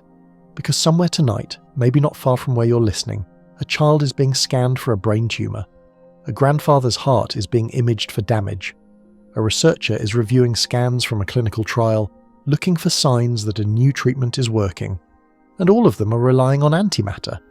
Not the deadly kind trapped in magnetic fields, not the theoretical city killer, but the healing kind, the helpful kind, the kind that vanishes in a flash of light, just enough to illuminate the darkness inside us. You return to the facility's main corridor, walking past a refrigerated cabinet marked isotope storage in bold red letters. Inside are vials of short-lived compounds, some glowing softly behind shielding, all waiting for their moment. Not to destroy, but to diagnose. The next time someone says antimatter is just a sci-fi fantasy, you can smile quietly. Because you already know better. You've seen it in a hospital hallway. You've felt it in a heartbeat. And tonight, in a room full of shadows and science, you understand. Sometimes the most powerful tools start as cosmic accidents. And sometimes they end as miracles in white coats. You take a seat at one of the quieter workstations, surrounded by cooling fans and softly ticking status lights. On the screen in front of you is a number a long floating point value that updates every few seconds. This is the tracker's estimate of antimatter particles currently stored in one of the lab's traps. It's not even close to a gram, not a milligram, not even a microgram, just a few femtograms, give or take. And that's not an error, it's a limitation. Because creating antimatter isn't just hard, it's stupidly expensive. Tonight you're going to explore just how absurd the cost is and why you won't be seeing antimatter fuel stations anytime soon. Let's break this down. First, you can't dig antimatter out of the ground. It's not something you mine. It doesn't gather in caves or bubble up from the seafloor like oil. Every particle has to be manufactured one at a time in a particle accelerator using a process that involves smashing protons together at near light speed and harvesting the occasional antiparticle from the debris. Think of it as trying to build diamonds by hurling baseballs at concrete walls and then combing through the dust for carbon atoms, only slower, more delicate, and powered by several national budgets. At CERN, producing just 1 nanogram of antimatter would take billions of collisions and likely cost somewhere in the neighborhood of $100 billion. Yes, billion, with a B. The US Air Force once estimated that producing a single gram of positrons would cost roughly $25 trillion. That's the GDP of the entire world, multiplied by a few hundred and then some. This is why antimatter is sometimes called the most expensive substance on Earth. Not because it's rare in the universe, but because our method of making it is about as practical as using moonlight to boil pasta. And that's before we even talk about storage, because once you've made it, congrats. Now you have to not let it touch anything, ever, or it'll annihilate, releasing all that precious energy back into the void and taking your expensive lab with it. The traps themselves are incredibly sophisticated, multi-layered systems of vacuum pumps, electromagnetic fields, cryogenic temperatures, and carefully monitored safety protocols. Each one takes millions to build and years to perfect, and even then, you only get a few atoms at a time. So if someone hands you a vial labelled 1 gram of antimatter, you're not holding a bomb. You're holding a $1 trillion miracle, or a very expensive hoax. To date, the largest total amount of antimatter humans have ever produced is measured in nanograms, and even that's being generous. The most ever trapped at once? Just a few dozen antihydrogen atoms suspended for a few minutes at a time. Let's put that in perspective. A nanogram is 1 billionth of a gram. That's like trying to see a single grain of salt through a telescope from another galaxy. Now imagine you need a gram of it to run your theoretical antimatter-powered spaceship, or worse, to power your antimatter weapon. You'd need billions of years' worth of lab time, or a method of production that currently only exists in very optimistic science fiction. This hasn't stopped people from dreaming. In 2006, a team from Penn State proposed using tiny amounts of antimatter to trigger miniature fusion explosions, using just picograms at a time. The idea was that even the smallest bursts of energy from annihilation could be directed to compress fuel in a controlled setting. It's a long shot, but it highlights the point. You don't need much. Antimatter is so energetic that even microscopic amounts can rival traditional explosives. But again, the keyword is control, and cost. Always cost. So why even try? Because if we could ever develop a cheap, efficient way to produce and store antimatter, it would change everything. Energy, transportation, propulsion, medicine, entire industries could collapse or evolve overnight. You wouldn't need coal, or oil, or wind, or solar. You'd need a few micrograms of antimatter and a containment unit the size of a lunchbox. Your house? Powered for a year. Your car? No emissions, just annihilation. Your spaceship? Mars in weeks. Alpha Centauri in decades. But that's a utopia built on fairy dust for now. Because right now, your fuel is worth more than entire countries. The energy it would take to produce a gram of antimatter would far exceed the energy you'd get back from using it. That's the catch. We spend more than we get. A typical particle accelerator is only about 1% efficient at creating antiparticles. The rest of the energy goes into heat, radiation, and splintered junk particles. That's like running a power plant to fuel another power plant. That mostly just makes sparks, and we're not even accounting for the cost of cooling, which involves liquid helium, one of the rarest and most expensive substances on Earth. Every second that trap runs is burning money like a Vegas weekend. Some private labs and startups have claimed they're developing more efficient antimatter production methods, often under vague names like advanced particle yield systems or high-energy impact reactors. The success rate so far, about what you'd expect, which is to say, Lots of grant proposals, not a lot of trapped antihydrogen. Still, hope never dies. There's a running joke in physics circles that the first country to produce a gram of antimatter will be bankrupt, but undeniably fabulous. It'll be like holding a diamond the size of a car, gorgeous, powerful, and completely unusable. And yet, the race continues. Not because we're there yet, but because we're getting closer. Every year, the efficiency improves, the containment systems stabilize, the theories tighten, and who knows, maybe in your lifetime someone will discover a shortcut, a better reaction, a hidden natural source, or maybe, just maybe, there's a region of space where antimatter is common and all we need is a way to harvest it. You take one last glance at the readout on the monitor, the counter flickers, and somehow even that feels like a miracle. The lights dim as you move into the archive room, rows of monitors asleep in standby, blinking in slow rhythm like the pulse of a dreaming machine. You let your fingers trail across a dusty console, then stop at a familiar screen, a paused frame from a movie, a glowing vial, a blue countdown, an explosion in the distance. Classic, because no journey into antimatter is complete without stepping into the most sacred chamber of all, pop culture. And oh, has Hollywood been having fun with antimatter? Tonight you'll smile and probably roll your eyes as we explore how fiction has twisted, stretched, and exploded the science of antimatter into everything from starship fuel to church-leveling bombs. Most of it is wrong, but wildly entertaining. Let's start with an old favourite, Star Trek. In this universe, the warp core of a Federation starship runs on matter-antimatter annihilation. The ship stores deuterium, a type of hydrogen, and anti-deuterium, you guessed it, the antimatter version. And when they meet in the reactor, they annihilate, releasing pure energy. And honestly, that part's not terrible science. The annihilation of matter and antimatter really does release enormous energy. The idea of using this reaction to power a spacecraft is actually on the table in real-world physics, just not at Starfleet scale. Where Star Trek gets fuzzy is the engineering part. They treat antimatter like gasoline. Just keep it in a tank, hook up a few force fields, and don't spill any. In reality, one sneeze near that storage bay and the Enterprise would be a new, brief star. Still, for a TV show, Star Trek's use of antimatter was surprisingly respectful of physics. They even got help from NASA consultants over the years. The idea of using magnetic bottles for containment? Real. The emphasis on redundancy and shielding? Also real. Now contrast that with Angels and Demons. Yes, the Dan Brown thriller turned Tom Hanks' Vatican heist movie. The plot hinges on a stolen vial of antimatter from CERN, suspended in a portable magnetic trap, and its potential to destroy Vatican City. The science? Well, no. A vial containing a quarter gram of antimatter would have to be one of the most advanced and expensive objects ever created, requiring superconducting magnets, cryogenic vacuum systems, and constant energy input. And they carry it around like a smart water bottle. Worse, the film claims that if the antimatter is dropped, it will explode, which technically, yes, but gravity isn't the issue. The real problem is contact. If the trap fails, and the antimatter touches the container walls or air or dust or anything, it annihilates. But the movie makes it sound like antimatter is just another unstable chemical, rather than a quantum landmine.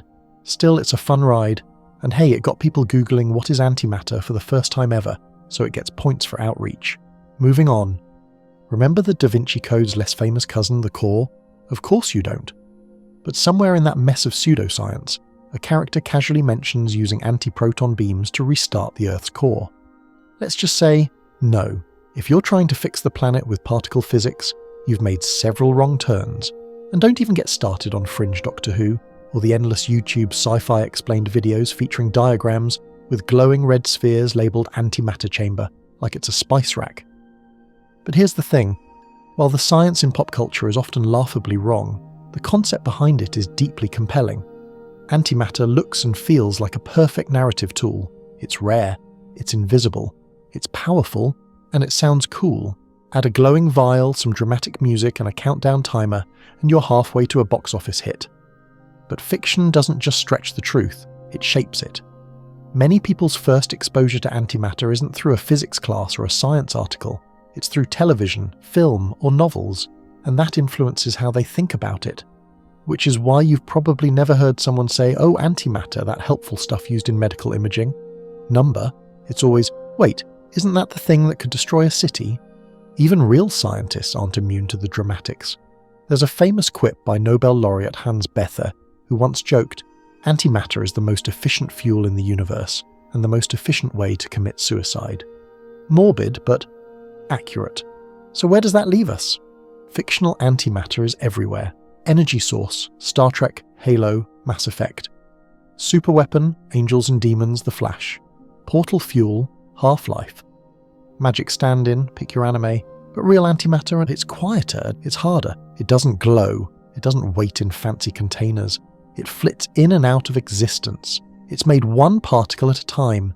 And yet, even the most grounded physicists can't help but dream a little. Because the core idea that a tiny droplet of antimatter could hold more energy than anything we've ever built is not science fiction. That part's true. Completely, terrifyingly true. And if there's one thing pop culture gets right, it's this. Antimatter is not to be messed with. Which brings us back to your current location. A room full of terminals where real scientists, not movie characters, are watching real data roll in from real traps containing real antiparticles. There's no music, no countdown, just blinking lights and the hum of helium coolers. And honestly, it's better this way. Because in this quiet space, far from the sound stages and CGI explosions, you're watching something far more impressive. The truth. A few atoms at a time, humans are taming one of the universe's most explosive symmetries. Not to destroy, not to save the galaxy, but to understand.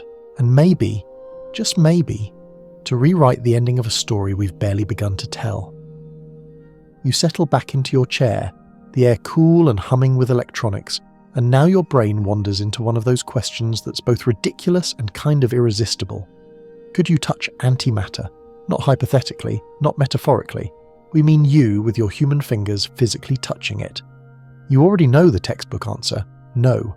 Because the moment antimatter makes contact with matter, any matter, it annihilates in a burst of high-energy radiation, including the atoms in your skin, your cells, your everything.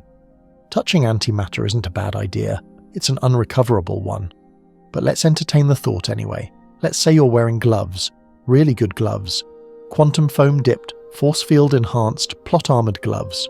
Would that help? Short answer, not unless they're made of pure vacuum and magnetic fields. Long answer, let's dive in. Let's start small. Say, a positron, the antimatter twin of the electron. If one were floating in front of you, could you poke it? Not really. For one, positrons are charged particles, so they're highly reactive and won't hang around unless trapped. And if your fingertip gets within a few microns, the positron will find an electron in your skin. Poof. And you'll have an annihilation event. It won't kill you, but it would release 2 gamma rays at 511 kilo electron volts each. You'd never feel it, but a radiation detector would ping like a slot machine. Now let's up the stakes. Suppose someone hands you a suspended antihydrogen atom, one positron orbiting an antiproton. It's neutral overall, so trickier to trap, but let's pretend you've got it contained in a perfect magnetic field, floating a few centimeters in front of you. If you stick your finger in the trap and try to touch it, game over. The antihydrogen atom would collide with your matter atoms, and both would vanish in a burst of gamma rays and subatomic shrapnel. Still a microscopic event, nothing cinematic, but enough to be measurable. Now imagine a cluster of these atoms, a milligram, a gram.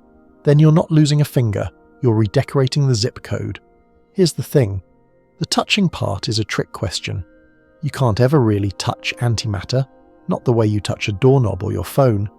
That's because, in the strictest sense, you don't even touch normal matter. That's right.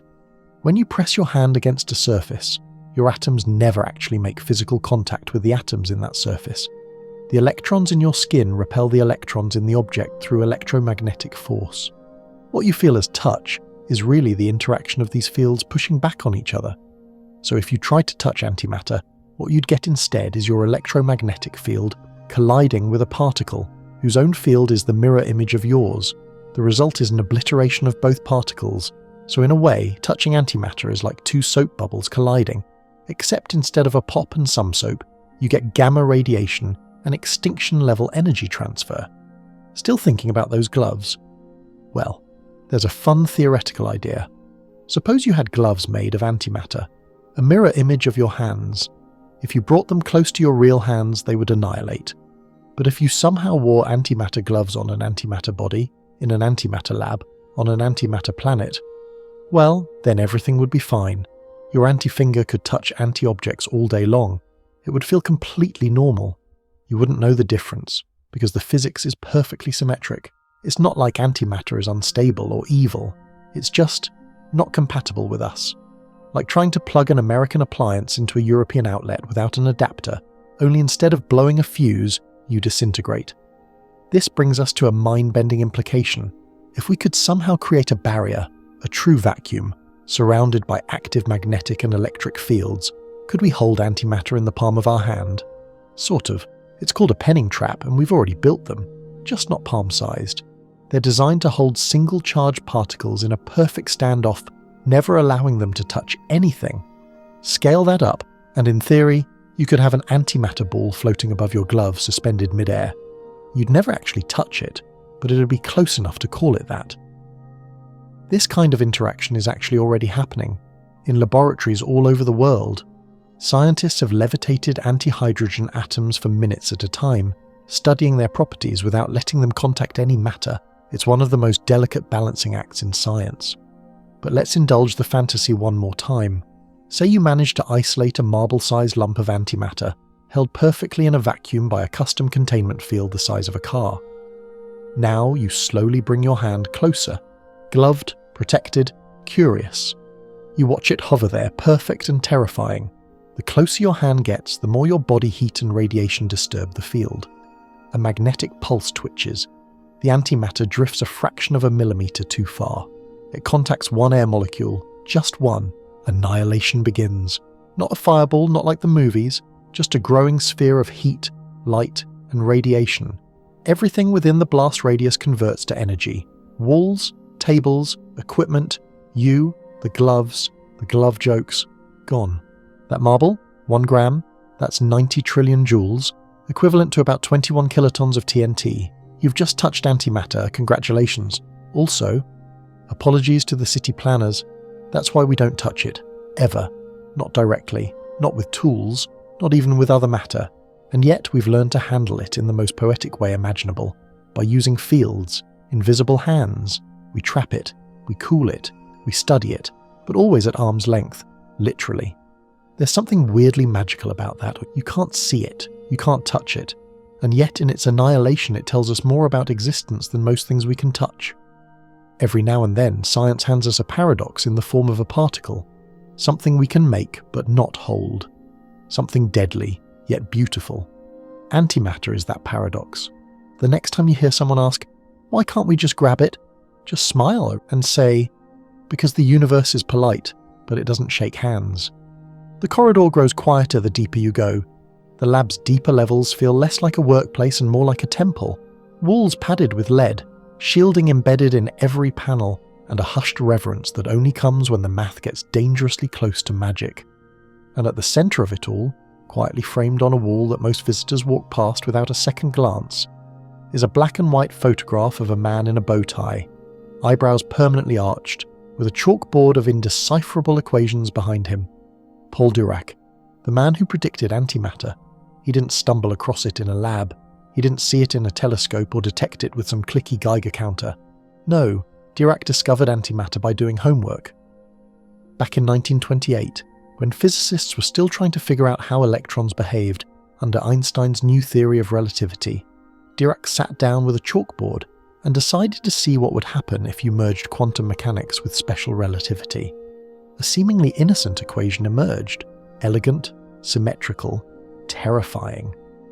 At first, it described the known behaviour of the electron, which was reassuring, but the full solution had an unsettling twist. It suggested that every electron had a twin, identical in mass but opposite in charge, a positive electron. No one had ever seen one, no one expected one. But Dirac's math refused to go away. It predicted the positron, and it wasn't some optional footnote. It was required. The math demanded that antimatter exist. At first, the physics community didn't know what to make of it. Einstein himself was skeptical, and Dirac, famously quiet, famously awkward, wasn't exactly a great salesman for his own theory. He offered the interpretation almost timidly, saying maybe the mysterious solution represented a hole in a sea of electrons. It would take 4 years and a cloud chamber for the universe to prove Dirac right. In 1932, Carl Anderson, you've met him before in Section 4, was scanning cosmic rays and spotted a particle that bent the wrong way in a magnetic field. It wasn't an electron, it was the positron. Boom, antimatter was real. And just like that, Dirac became a legend. Historians still argue whether Dirac's prediction was a stroke of pure genius, or a lucky byproduct of elegant equations. After all, it's one thing to solve for X. It's another thing when X turns out to be a whole new category of matter. But what's never disputed is this. Dirac's equation was one of the most beautiful ever written in physics. Yes, beautiful. Because physicists talk about beauty the way poets talk about sunsets. There's something intoxicating about a theory that's both mathematically simple and incredibly powerful. Dirac's equation unified quantum mechanics and relativity. It also predicted a new form of matter, and it did all that using fewer symbols than the average IKEA instruction manual. The equation didn't just describe the electron, it described the structure of the vacuum itself. It hinted that reality was not just a fluke of particles, but a symmetrical fabric, woven with twins, for every particle an antiparticle, and if that sounds poetic, it is. This symmetry, now called CPT symmetry, charge parity time, remains one of the cornerstones of modern physics. It implies that the laws of physics are the same if you flip all charges, C, reflect the universe in a mirror, P, and reverse the flow of time, T. Think about that. Reverse everything, and the equations still hold. So maybe, somewhere, in a mirrored universe running backward in time, an anti-you is listening to this story. Except the antimatter version of me is telling it in reverse. Sleep tight. But back to Dirac. His discovery was bigger than even he understood. After the positron came the antiproton, discovered in 1955 at Berkeley. Then antineutrons, then antihydrogen. One by one, the antimatter equivalents of familiar particles emerged from the math and into the world. And still, the question persisted. If the universe creates both types, where's all the antimatter now? Dirac didn't have that answer. No one really does. But he set the stage. Interestingly, Dirac was the first to wonder if antimatter might make up its own reality. An alternate cosmos, perhaps entirely separate, yet governed by the same laws. He didn't call it a multiverse. He didn't need to, he just looked at the math and saw a shadow universe, mirroring our own, invisible yet perfectly legal in the eyes of physics. And the funny thing, that shadow might still be out there. Some fringe physicists have taken Dirac's idea even further, suggesting that antimatter might be ordinary matter moving backward in time. Yep, that's a thing. It's called the Feynman-Stueckelberg interpretation. The basic idea is that a positron can be thought of as an electron travelling backward through time. It's not just poetic, it's mathematically consistent. Feynman loved this interpretation. He once said he found it simpler to think of one particle zigzagging through time, creating the illusion of multiple particles, like a needle sewing through space-time. Is it true? Nobody knows. But it makes for excellent pillow talk. You sit back and look again at Dirac's photo. He wasn't a bombastic genius. He wasn't a showman. He was quiet, careful, and so mathematically gifted that he could see the scaffolding of the universe before the universe revealed it. He didn't touch antimatter.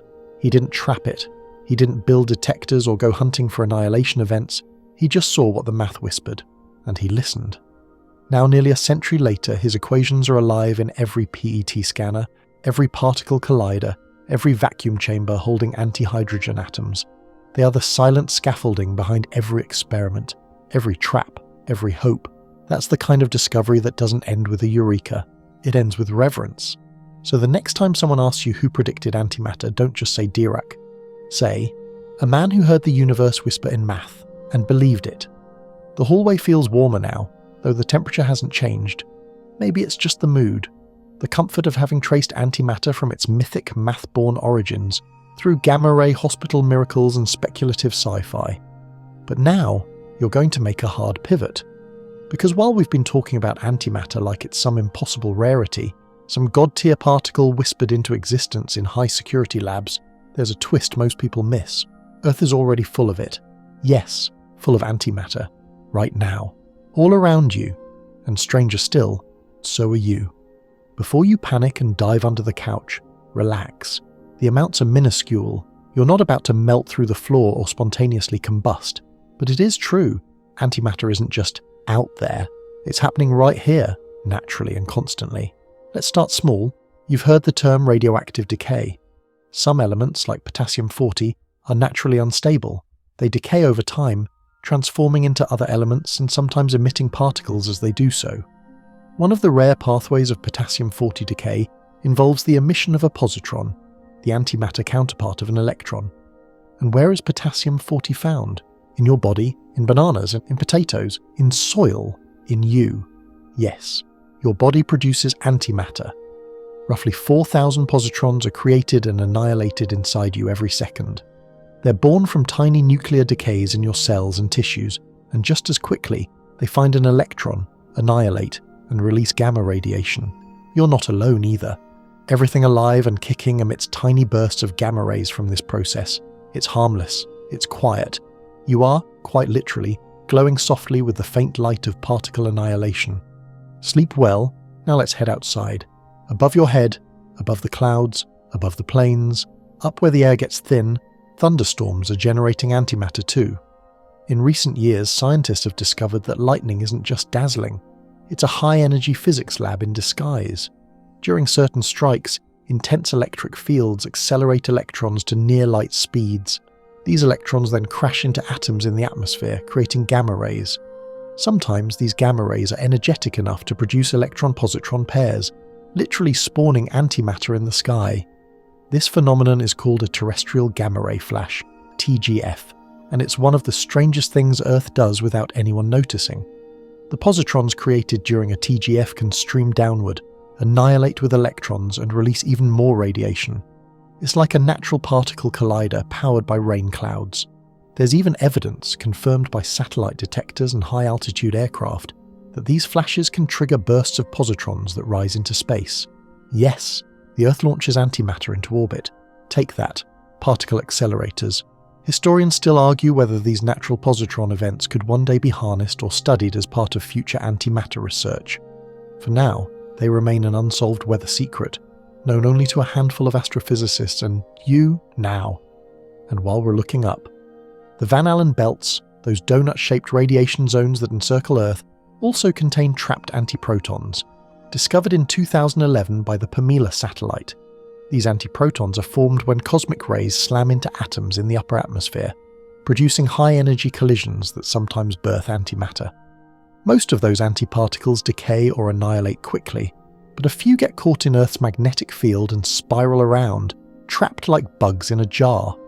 This is known as the antiproton belt, a natural antimatter ring right here at home. Imagine that. Our planet has its own built-in antimatter trap, and like everything else we've discussed tonight, it's happening whether we believe it or not. Now, you might be wondering, if all this is true, if antimatter is all around us, even inside us, why haven't we noticed before? Simple. Because it doesn't stick around. Antimatter annihilates almost instantly when it encounters regular matter, which inconveniently is everything else.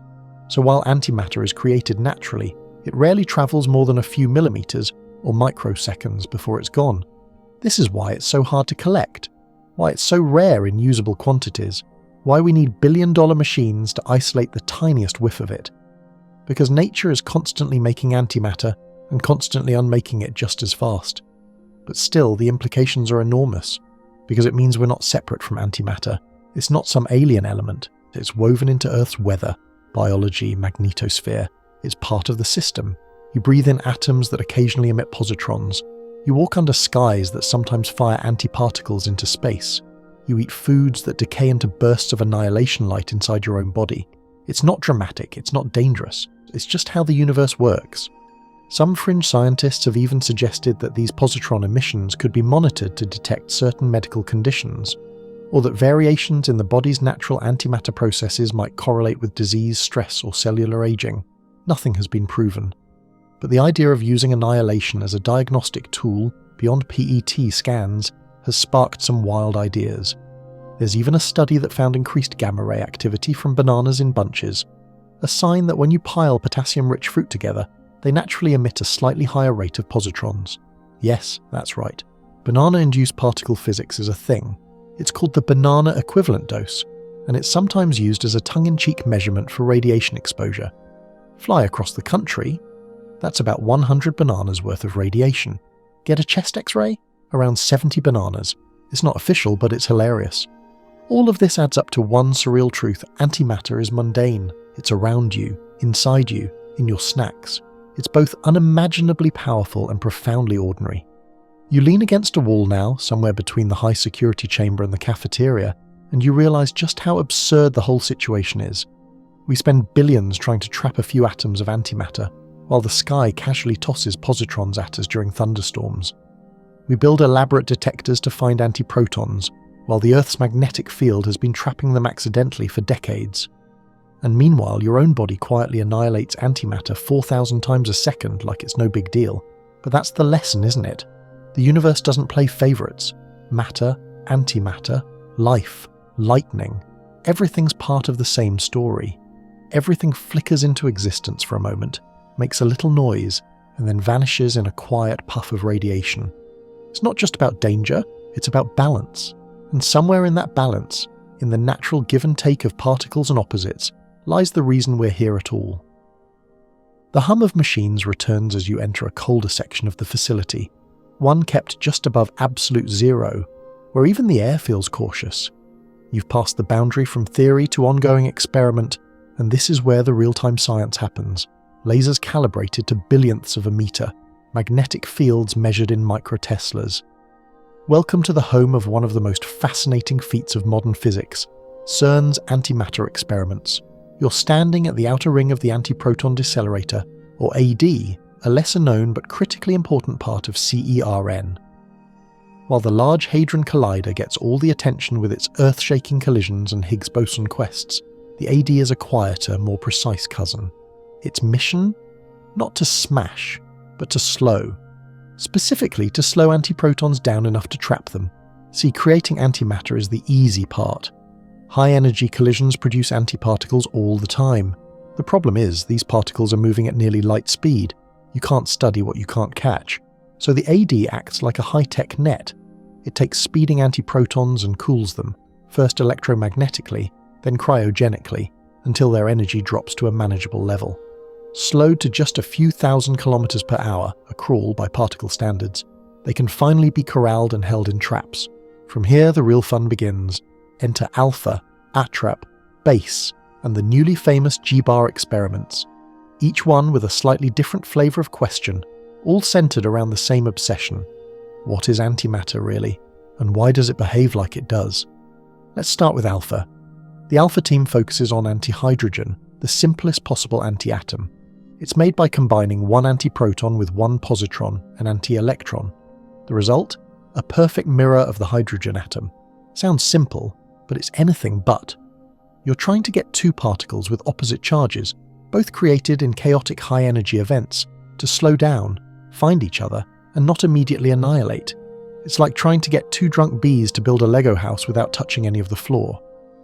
In 2010, Alpha succeeded. For the first time in history, they trapped antihydrogen atoms for a full 172 milliseconds. That was a big deal. It meant they could actually begin measuring properties, like how antiatoms react to magnetic fields and light. Fast forward to 2016, Alpha managed to trap antihydrogen for over 1,000 seconds, nearly 17 minutes. That's an eternity in antimatter physics. And what did they find? So far, antihydrogen appears to behave exactly like hydrogen. It absorbs and emits light at the same frequencies. It responds to magnetic fields the same way. No obvious differences have been detected yet, which is frustrating. Physicists are hoping to find a tiny discrepancy, some irregularity that might explain why we live in a matter-dominated universe. But so far, antimatter is being annoyingly cooperative. Every time they check, it matches its matter twin with eerie precision. Then there's BASE, which studies the magnetic moment of the antiproton. That's a fancy way of asking, how twisty is this particle when placed in a magnetic field? The goal is to compare this value with that of a regular proton to see if there's any asymmetry. The results? So far no difference. The measurements are identical to within parts per billion, which is beautiful and maddening. Now we arrive at something even stranger: gravity. One of the deepest questions in antimatter physics is whether antimatter falls the same way matter does. You might think, of course it does. Gravity is gravity. But here's the thing, we've never directly observed antimatter falling in a gravitational field. It's incredibly hard to do, because gravity is extremely weak compared to other forces. A fridge magnet can overcome the entire gravitational pull of the Earth on a paperclip. That's how weak it is. So trying to detect the tiny sag in the path of an anti-atom is like spotting a rain droplet's shadow from orbit. Enter G-bar, a CERN experiment designed to test the gravitational behavior of antihydrogen by cooling it down to almost absolute zero and then letting it free fall. The goal? See if it accelerates downward at 9.8 meters per second squared, just like normal matter. If it falls slower or faster, or up, then physics would be due for a full-blown existential crisis. As of now, results are inconclusive. Preliminary data from Alpha G, a gravity-focused extension of the Alpha experiment, suggests that antimatter does fall down, not up, which is a relief. But the margin of error is still wide. A precise, repeatable measurement is still in the works. Historians still argue whether we should expect antimatter to obey gravity in the same way. After all, the standard model doesn't fully integrate gravity. It's the one force left out of the party, and that's part of why physicists keep prodding at antimatter. It might hold the key to the grand unification of physics. You circle back through a side hallway and stop in front of a long window overlooking the ELENA ring, CERN's newest antimatter slowdown system. Short for extra low energy antiproton ring, because again, scientists love acronyms, ELENA helps reduce antiproton energy by an additional factor of 50 before they're sent into traps. This is big news because cooler particles equals easier to study. Every reduction in motion is another step closer to running tests with near-perfect precision. It's like trying to take a photo of a hummingbird. You want it still sharp, not zipping around your lens. So what's next? The teams want to test how anti-atoms respond to light, how they interact with electromagnetic radiation, whether their decay rates match matter equivalents, and most urgently, whether gravity treats them the same way. Every result, every graph, every second of captured antihydrogen is a new data point in humanity's search for answers. Some fringe theorists still cling to the idea that we might find anti-gravity in antimatter, a kind of repulsive effect that would flip our understanding of how mass and space-time interact. No evidence yet. But if even a small difference is found, it could revolutionize propulsion systems, cosmology, and our grasp of the early universe. Imagine a rocket powered not by fuel but by mass-reversed repulsion, a ship that falls upward, a gravity engine. For now, the gravity of the situation is much simpler. Keep the traps cold, keep the beams stable, and don't let anything touch anything. Antimatter might be perfectly balanced, but that doesn't mean it's patient. In these silent halls, in the clicks of detectors and whisper of cryopumps, the mirror version of our world is being assembled one atom at a time. It's not just science, it's archaeology in reverse, reconstructing the lost twin of matter and asking it softly, "Why did you disappear?" You pause for a moment near the curved glass window of a lab corridor. Beyond it, a technician adjusts a beamline alignment for an antiproton decelerator.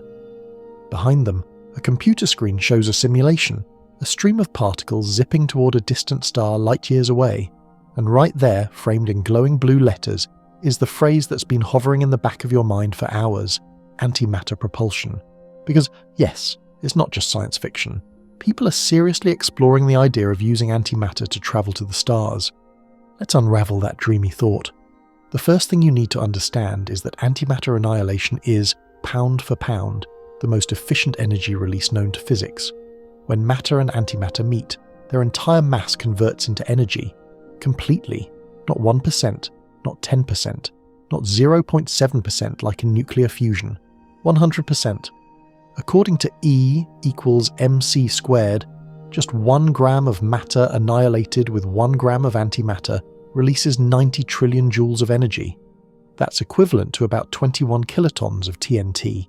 Yes, another Hiroshima reference. Except in this case, all the energy is usable for propulsion. There's no leftover fuel, no waste products, just raw power. This is why physicists and dreamers have long salivated over the idea of antimatter-fueled spacecraft. Back in the 1990s, NASA's Marshall Space Flight Center studied just that. One of their advanced concepts was called Project Antimatter Propulsion. The idea? Use small amounts of antiprotons to trigger tiny fusion explosions behind a spacecraft. A concept known as pulsed propulsion. Think of it like throwing controlled microbombs out the back of your spaceship, riding the shockwaves all the way to Mars and beyond. Compared to traditional chemical rockets, which are pathetically inefficient, or even ion drives, which are slow but steady, antimatter propulsion could offer extreme thrust and high efficiency in a relatively compact package. To put it bluntly, antimatter could take us to Mars in weeks, not months, and to Alpha Centauri, the closest star system, in decades, not millennia. Of course, there are some complications. Let's start with the obvious. How do you store it? Even the tiniest contact between antimatter and matter triggers annihilation. That means you can't just pour it into a tank like jet fuel. It needs to be suspended, often in a vacuum by electromagnetic fields, just like in CERN's penning traps. Now imagine trying to scale that up to a space mission. You'd need a perfect vacuum chamber. Magnetic containment that works under vibration, acceleration and power fluctuations. Redundant systems to avoid oops, moments where your spacecraft deletes itself. And materials that can survive gamma bursts in case containment fails. So yeah, tricky. Then there's the production problem. Even if you wanted to fuel just a small probe, you'd need nanograms to micrograms of antimatter. To get that, you'd have to run a particle accelerator, like the LHC, for years, just to make enough fuel for a test flight. Currently, producing 1 milligram of positrons would cost tens of billions of dollars and consume more energy than the human race produces in a day.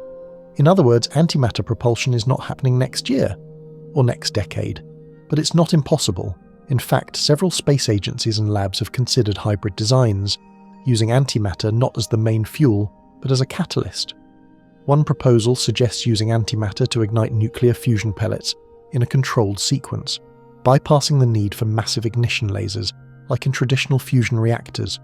This idea, called antimatter-initiated microfusion, would reduce the amount of antimatter needed and sidestep the whole store and annihilation bomb-on-board problem. Fringe theorists have even proposed scooping antimatter from space. Yes, you read that right. Remember those antiprotons trapped in Earth's Van Allen belts? Some scientists think we could one day build satellites that slowly harvest these particles using magnetic nets, like a fishing boat trawling for cosmic fuel. The yields would be low, the costs would be absurd, but it's technically doable. And if we ever discovered a region of space, say, near a pulsar, that naturally produces or traps antimatter, it might become the first refueling station for interstellar travel. Still, we're far from strapping antimatter engines to spacecraft. The safety concerns alone would give mission control permanent ulcers. Imagine this.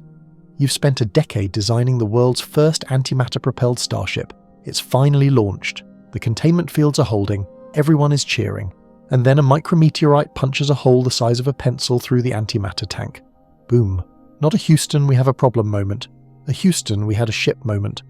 Even with the smallest quantities, antimatter propulsion systems will need unprecedented shielding and fault tolerance. That means more mass, more complexity, more things that can go wrong. Historians still argue whether the US Air Force's 1980s interest in antimatter propulsion was ever serious. Some documents suggest that small-scale positron triggers for theoretical fusion drives were explored.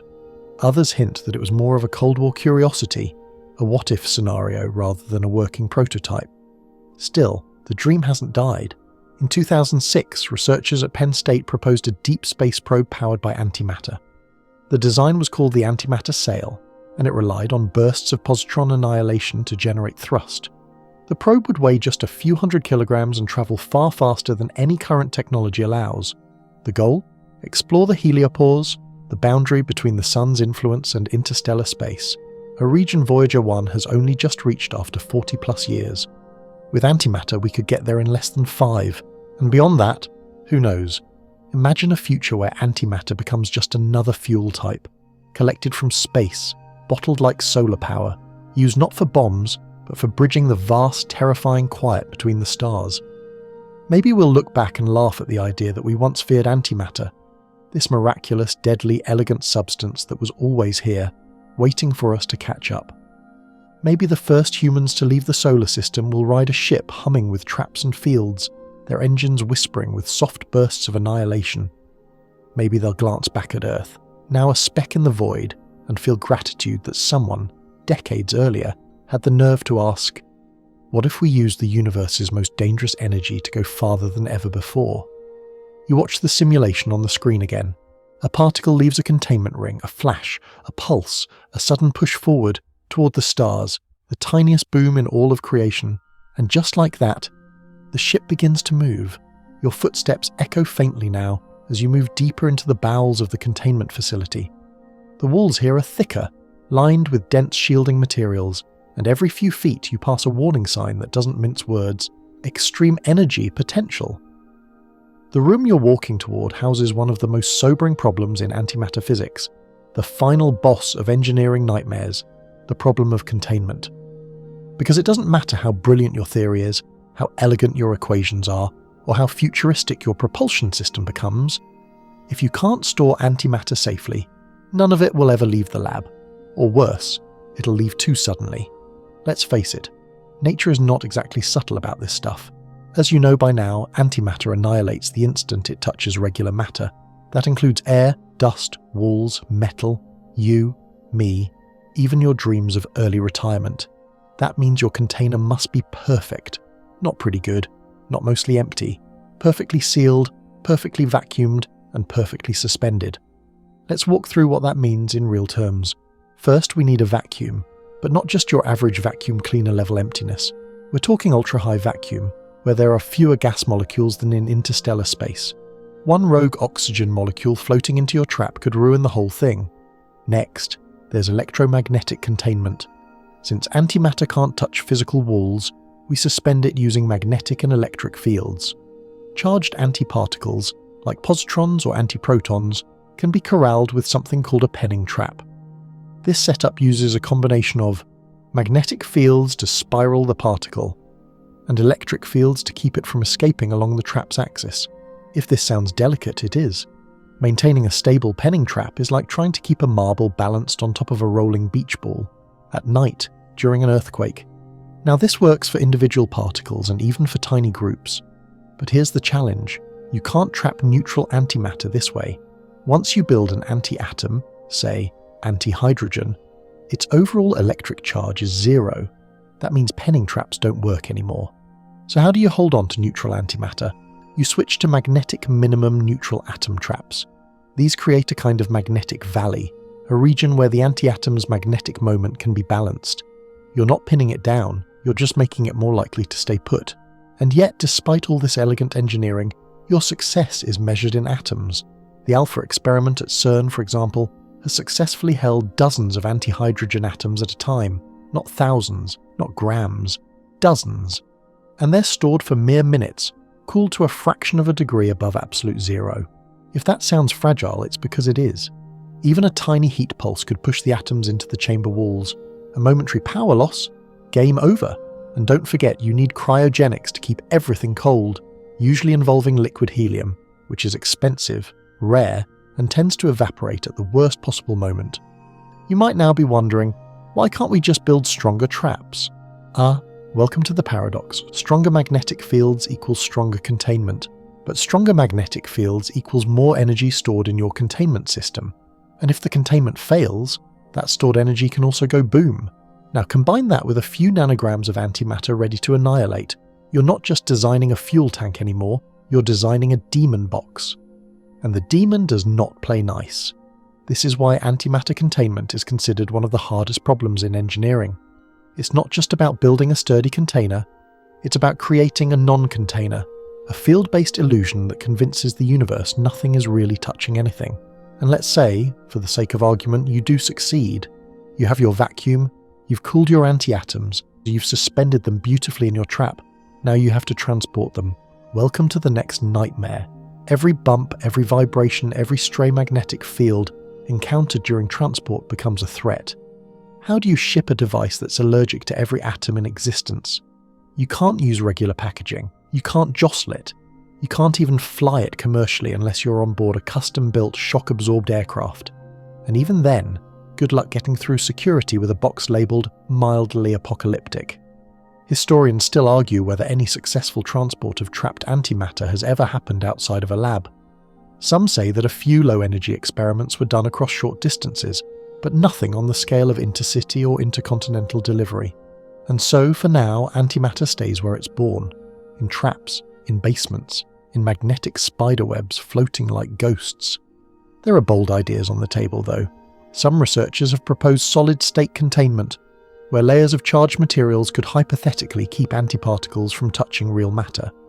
Others suggest optical traps, using high-powered lasers to suspend particles like tractor beams. Cool in concept, but not even close to functional at scale. Then there are the dreamers, those who imagine future space habitats powered by antimatter reactors, where floating tanks of antihydrogen are held in perfect stasis by self-healing magnetic cocoons. The traps would be autonomous, decentralized, and able to isolate faults before they cause containment failure. Antimatter would flow like electricity, controlled, precise, silent. Of course, that's all very exciting until someone sneezes near the wiring and vaporizes a city block. Because here's the truth, there is no backup plan if containment fails. Unlike nuclear reactors, where you can vent steam or insert control rods, antimatter has no off switch. The moment a trap collapses, annihilation begins. There's no stopping it, no reversing it. The only hope is redundancy, layer upon layer of magnetic insulation, failure detection and emergency damping fields. And still, it's never 100%. That's the lesson here. Antimatter is not impossible to create, it's just impossible to contain for long. Until we solve that problem, antimatter remains a scientific curiosity, a precision tool, a miracle measured in atoms. It may be the key to interstellar travel, ultra-dense energy storage, or even unlocking dark matter. But right now, it's locked in a trap that could kill itself if it flinches. You glance at the containment chamber one last time.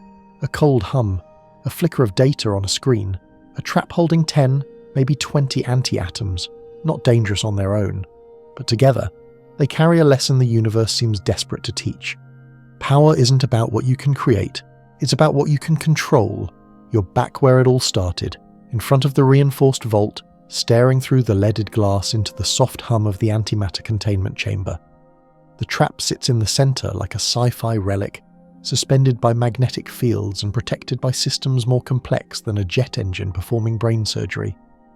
And now, finally, the question that's been hanging in the air since this entire journey began, why you probably shouldn't touch it.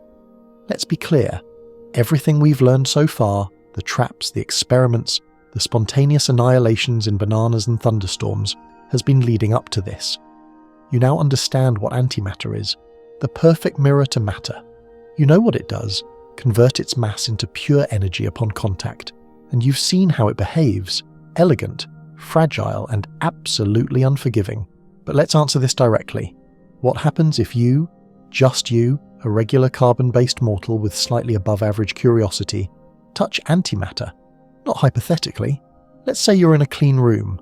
You've slipped on your nicest vacuum-sealed suit, and someone tells you there's a single gram of antihydrogen hovering inside a containment trap, stabilized by redundant electromagnetic fields. And now, for reasons that should make your therapist rich, you reach in.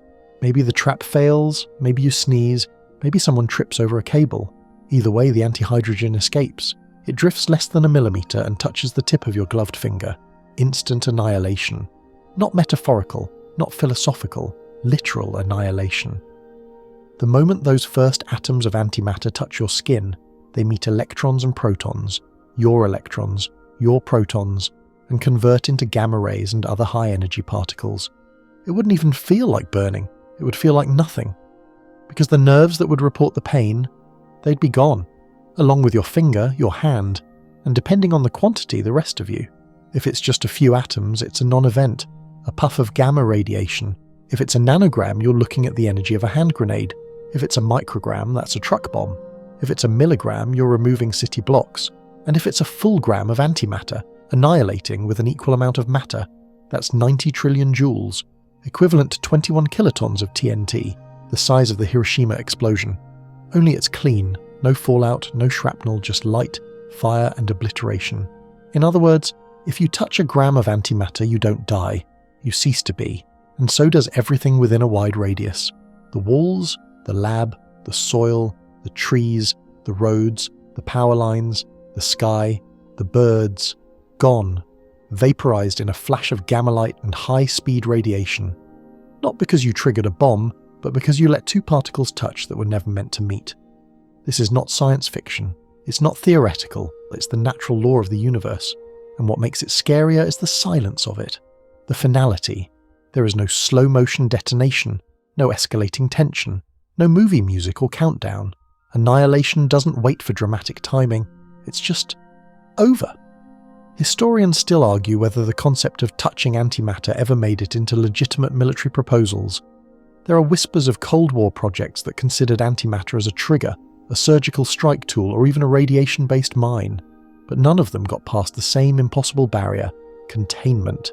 You can make antimatter, you can trap antimatter, but you absolutely, categorically cannot touch it. So why do we keep trying? Because antimatter is the most perfect energy source we've ever found. It is pure symmetry. A concept made real, a reflection of our universe so accurate that it obeys the same rules in reverse. The yin to our yang, the cosmic twin we lost at birth, and maybe, just maybe, the key to unlocking the biggest secrets of existence. Dark matter, time symmetry, entropy, even the origin of the universe. But every time we try to study it, we are reminded, gently and then violently, that this is a dance we're not meant to lead. Touching antimatter isn't just a mistake, it's a misunderstanding of what it means to exist. You are matter. Everything around you is matter. This world, this galaxy, this whole universe, dominated by matter. Antimatter is the twin, the echo, the thing that does not belong here anymore. And when it returns, even in the tiniest form, it does what twins do when they're reunited. It cancels. Still, scientists keep pushing the edge, holding it in longer traps, slowing it down to colder temperatures, gently probing it with lasers, studying its gravity, its light, its patience, but never touching it. Because the moment we forget, we don't just get a lab accident, we get a flash, and then a crater, and then nothing.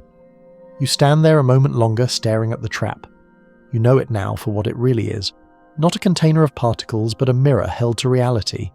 It holds what should not exist here, and all it takes is one missed decimal, one flicker of magnetism, one tremor in the earth, and you'll see what happens when a world meets its reflection. And now the machines fall silent. The lab dims behind you as automatic systems power down, their glow fading like the last embers of a fire. You step quietly through the corridor one last time, your breath slow and even, your thoughts softer now, suspended in the weightlessness that always comes after deep, curious thinking. Everything tonight has pointed toward one extraordinary truth. The universe is stranger than fiction, and more delicate than we give it credit for. Somewhere out there, in magnetic cages and vacuum chambers colder than space itself, a handful of anti-atoms still float, untouched, unblinking, untouchable. They're not evil, not hostile, just different. Antimatter is not here to destroy. It simply exists, quietly, beautifully, briefly. And in its briefness, it teaches us something rare: how to handle power without pride, how to marvel without needing control, how to chase understanding without pretending we deserve it. There is awe in restraint, in knowing something is near and letting it stay there, untouched. You exhale. The hum of the fans in your room, or maybe the soft purr of night insects outside your window, blends with the last echoes of what you've heard. It's all one sound now, the rhythm of existing. Let your thoughts drift now, past particle traps and banana radiation, past annihilation flashes and Star Trek warp cores. Float instead toward the dark, star-salted sky. Nothing is exploding. Nothing is colliding. Everything is still, and in that stillness you rest. The antimatter will be waiting, but not tonight. Sleep well, curious soul.